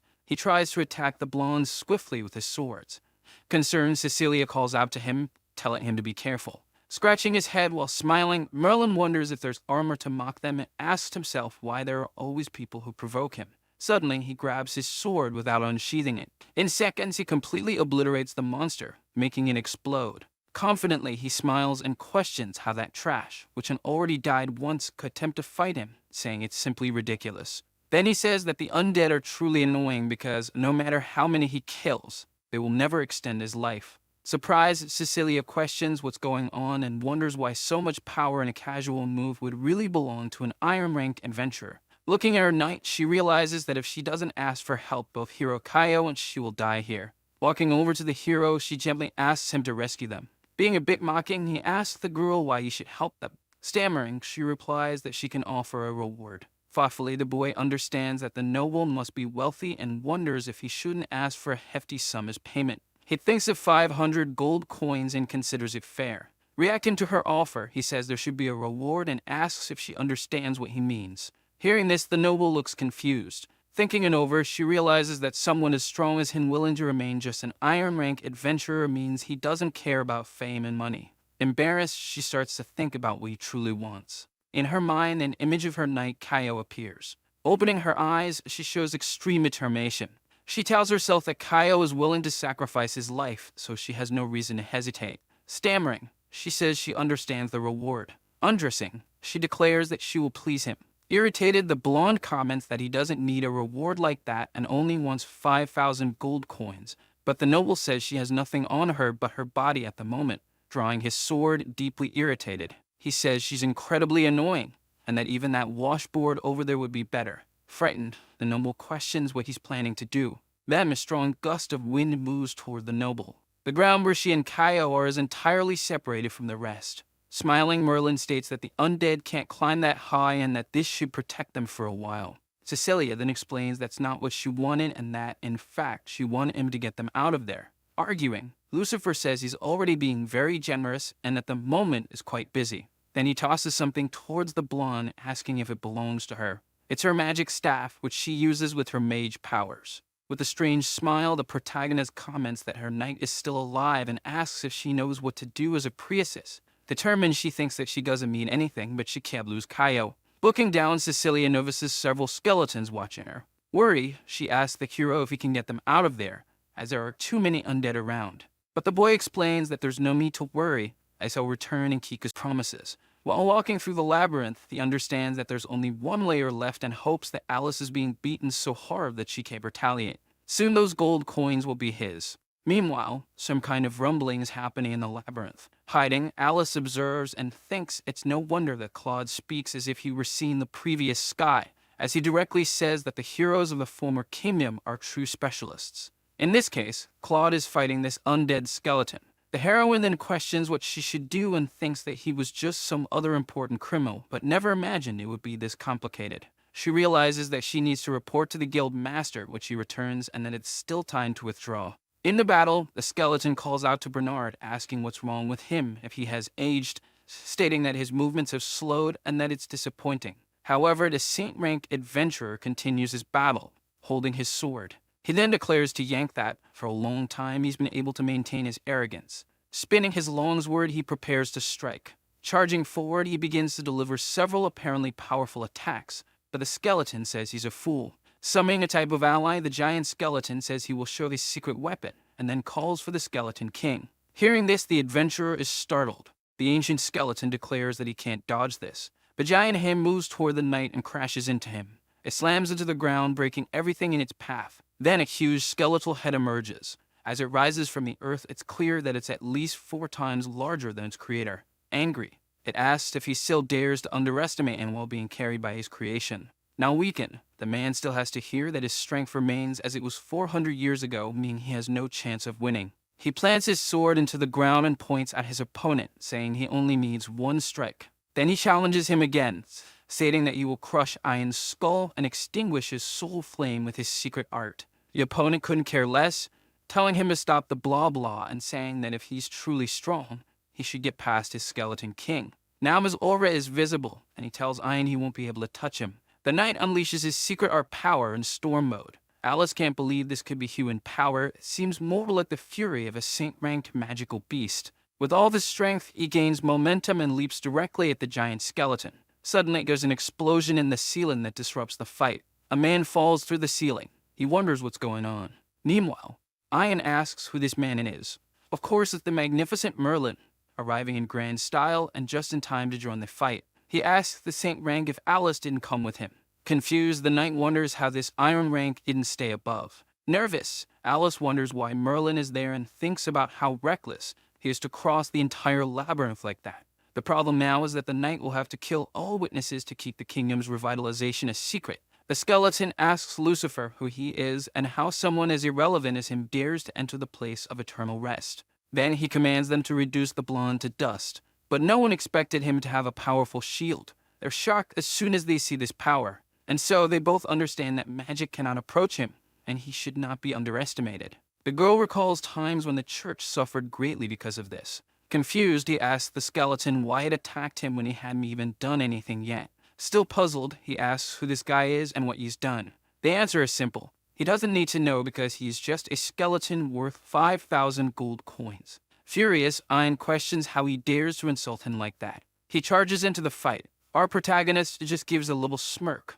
utterly unafraid, and takes a punch from the skeleton king. The knight accepts that the young man is dead, thinking that if even he can't withstand a punch from the skeleton king, much less anyone else. But that's not what happens. Looking at the scene, he sees Merlin holding the skeleton king's fist. Amazed by her companion's strength, she wonders if even his physical defense is that strong.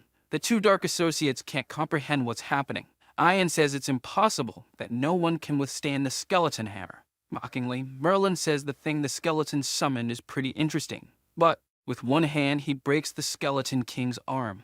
Ian is paralyzed by what he just witnessed. Finally, Lucifer says that a useless undead should go to hell already as he draws his sword from its sheath. He uses his full strength and splits the skeleton in 2 with his gift. The undead calls him a monster. With everything finished, Alice thought the skeleton would be difficult for Merlin, but she didn't expect it to be killed with a single strike again. In grand style, he sheathes his sword once more. Seeing all this, the knight concludes that probably none of the 4 heroes is comparable to this intimidating figure, and that it would be beneficial if he worked in service of the Majesty. Satisfied of the 5,000 gold coins earned, the protagonist still wants to see if he can find anything valuable on this old skeleton.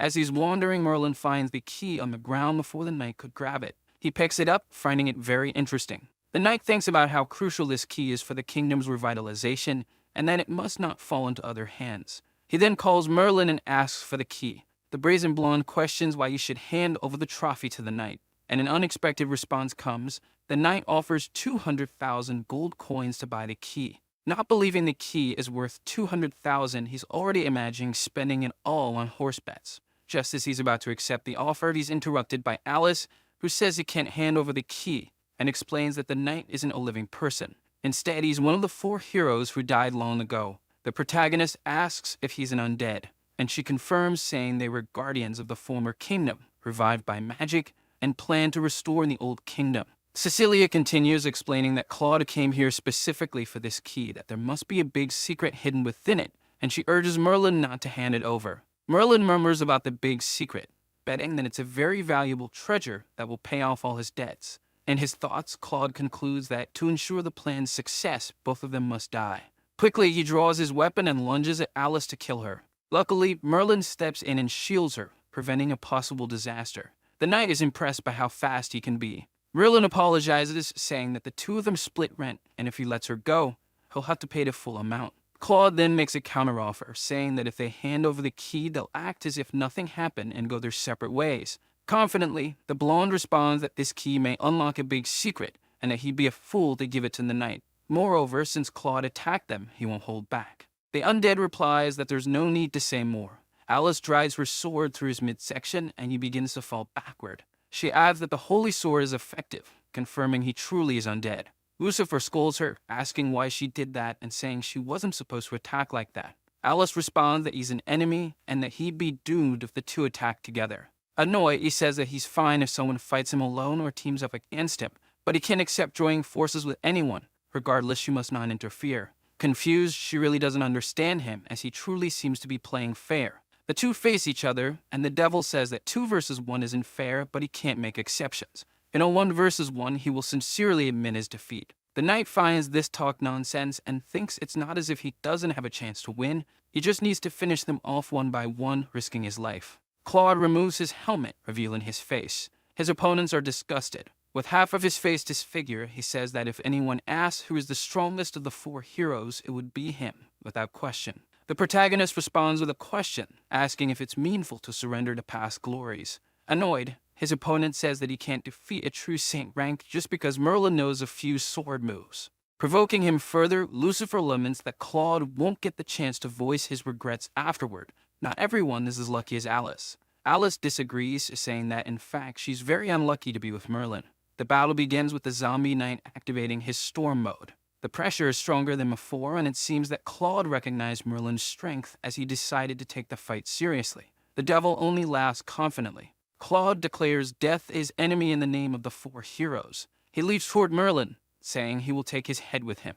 But just by looking at the knight, he freezes. Merlin asks if he isn't going to take his head and questions if he's scared. Claude's senses sharpen during storm mode, and he realizes just how dangerous Merlin is beyond the saint rank. The undead admits his fear, which makes him happy, as it means he has an opponent against whom he can use his full power. The knight tells Merlin he'll understand his feelings now. Then Merlin responds unexpectedly. He says he understands the loneliness of being unbeatable, and that he must be delighted to find a worthy adversary. But, unfortunately, Claude is definitely not the kind of enemy that brings him joy. Excited, the knight dares him to try and admit that he's the worthy opponent. Ashamed of his opponent, Lucifer says that being considered worthy is a truly saddened soul. Preparing for the fight, the undead says he will fight with all his strength to leave no regrets and asks to finally stop talking and start the battle. Frustrated, the knight declares that he will fight with all his power to avoid regrets. A massive red aura begins to surround him.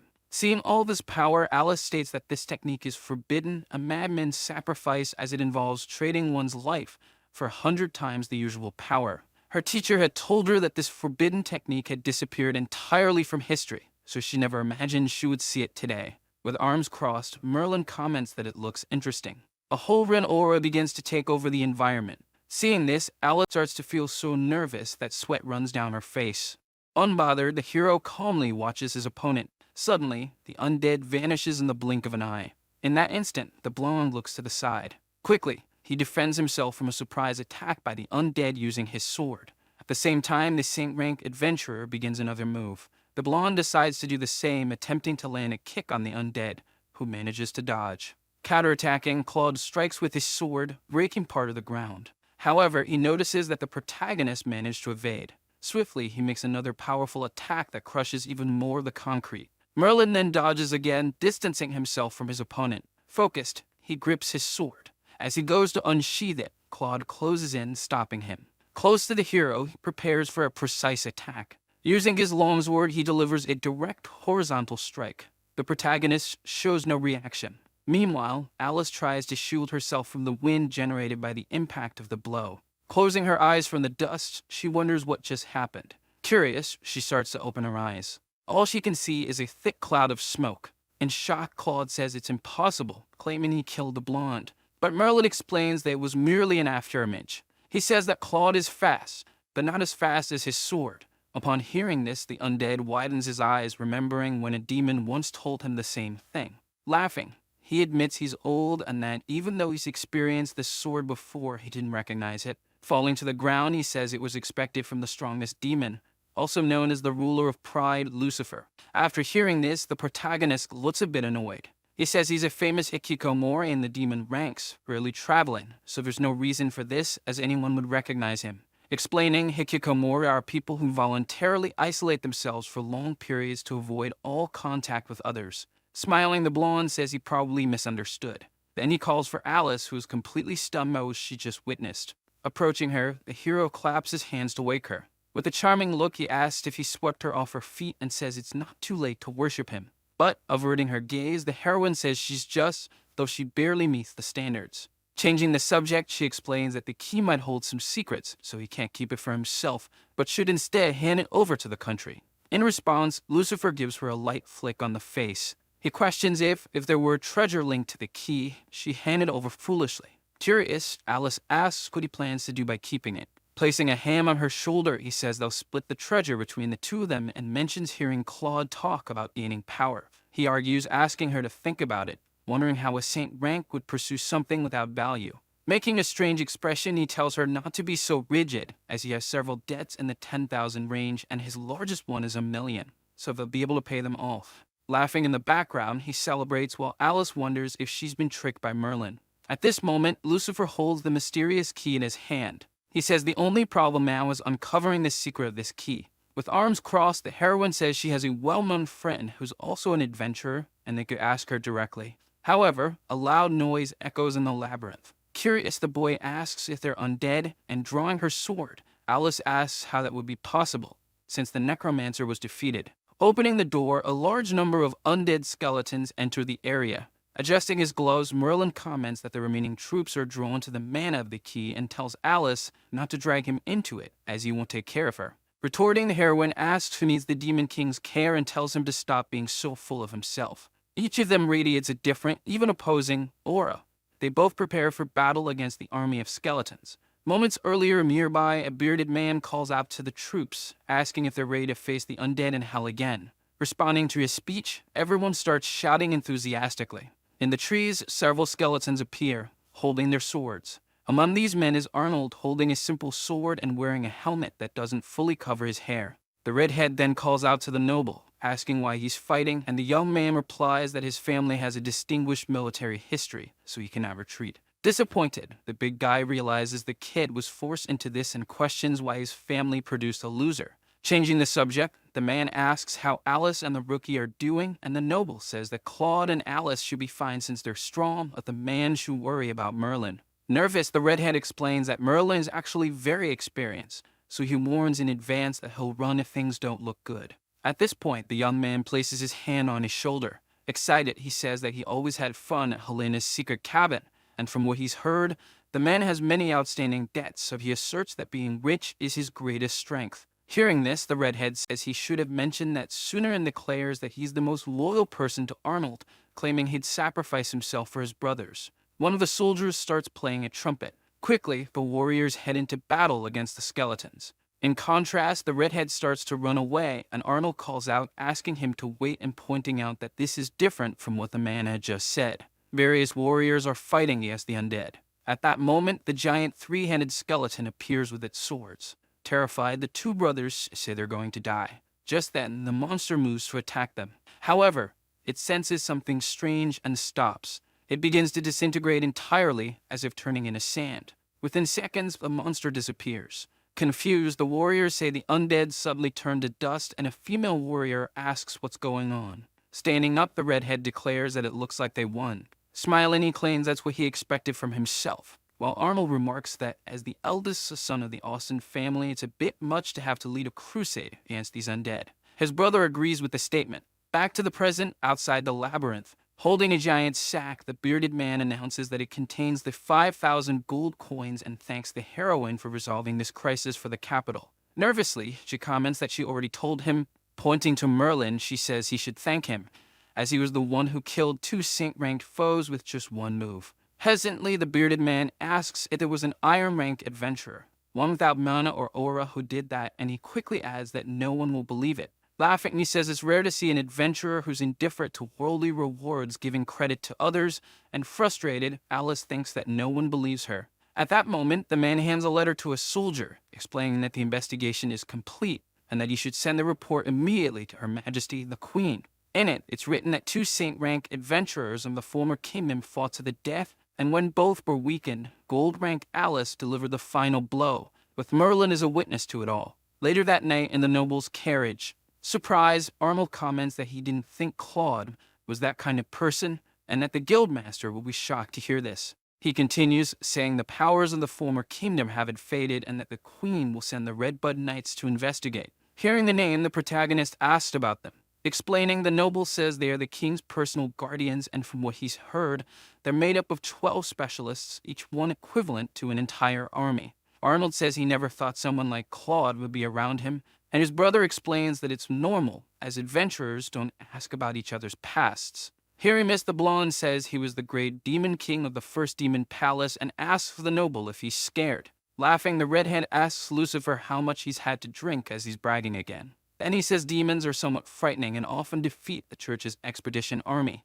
He states they wouldn't be able to stop them if they decided to attack here. Curious, the protagonist questions the redhead about where he heard that demons would invade human territories, and he responds that it was from the church. The blonde explains that demons don't invade others without provocation, and that it's always the church organizing an expedition against the demons, never the other way around. At that moment, the man realizes he has a point. Smiling, he tells Alice that's why church extremists only know how to preach, and she says she knows nothing about it. Starting to understand, the redhead then asks why the demons didn't migrate south and align with the kingdom like other races, since it's not a place for non-humans. In response, Melly explains that the evolution of this world can be divided into 4 eras. As the age of humans approached, the elf king led the races southward to form a new kingdom, but the demons rejected this idea. Hearing this new story, the redhead is shocked, asking why.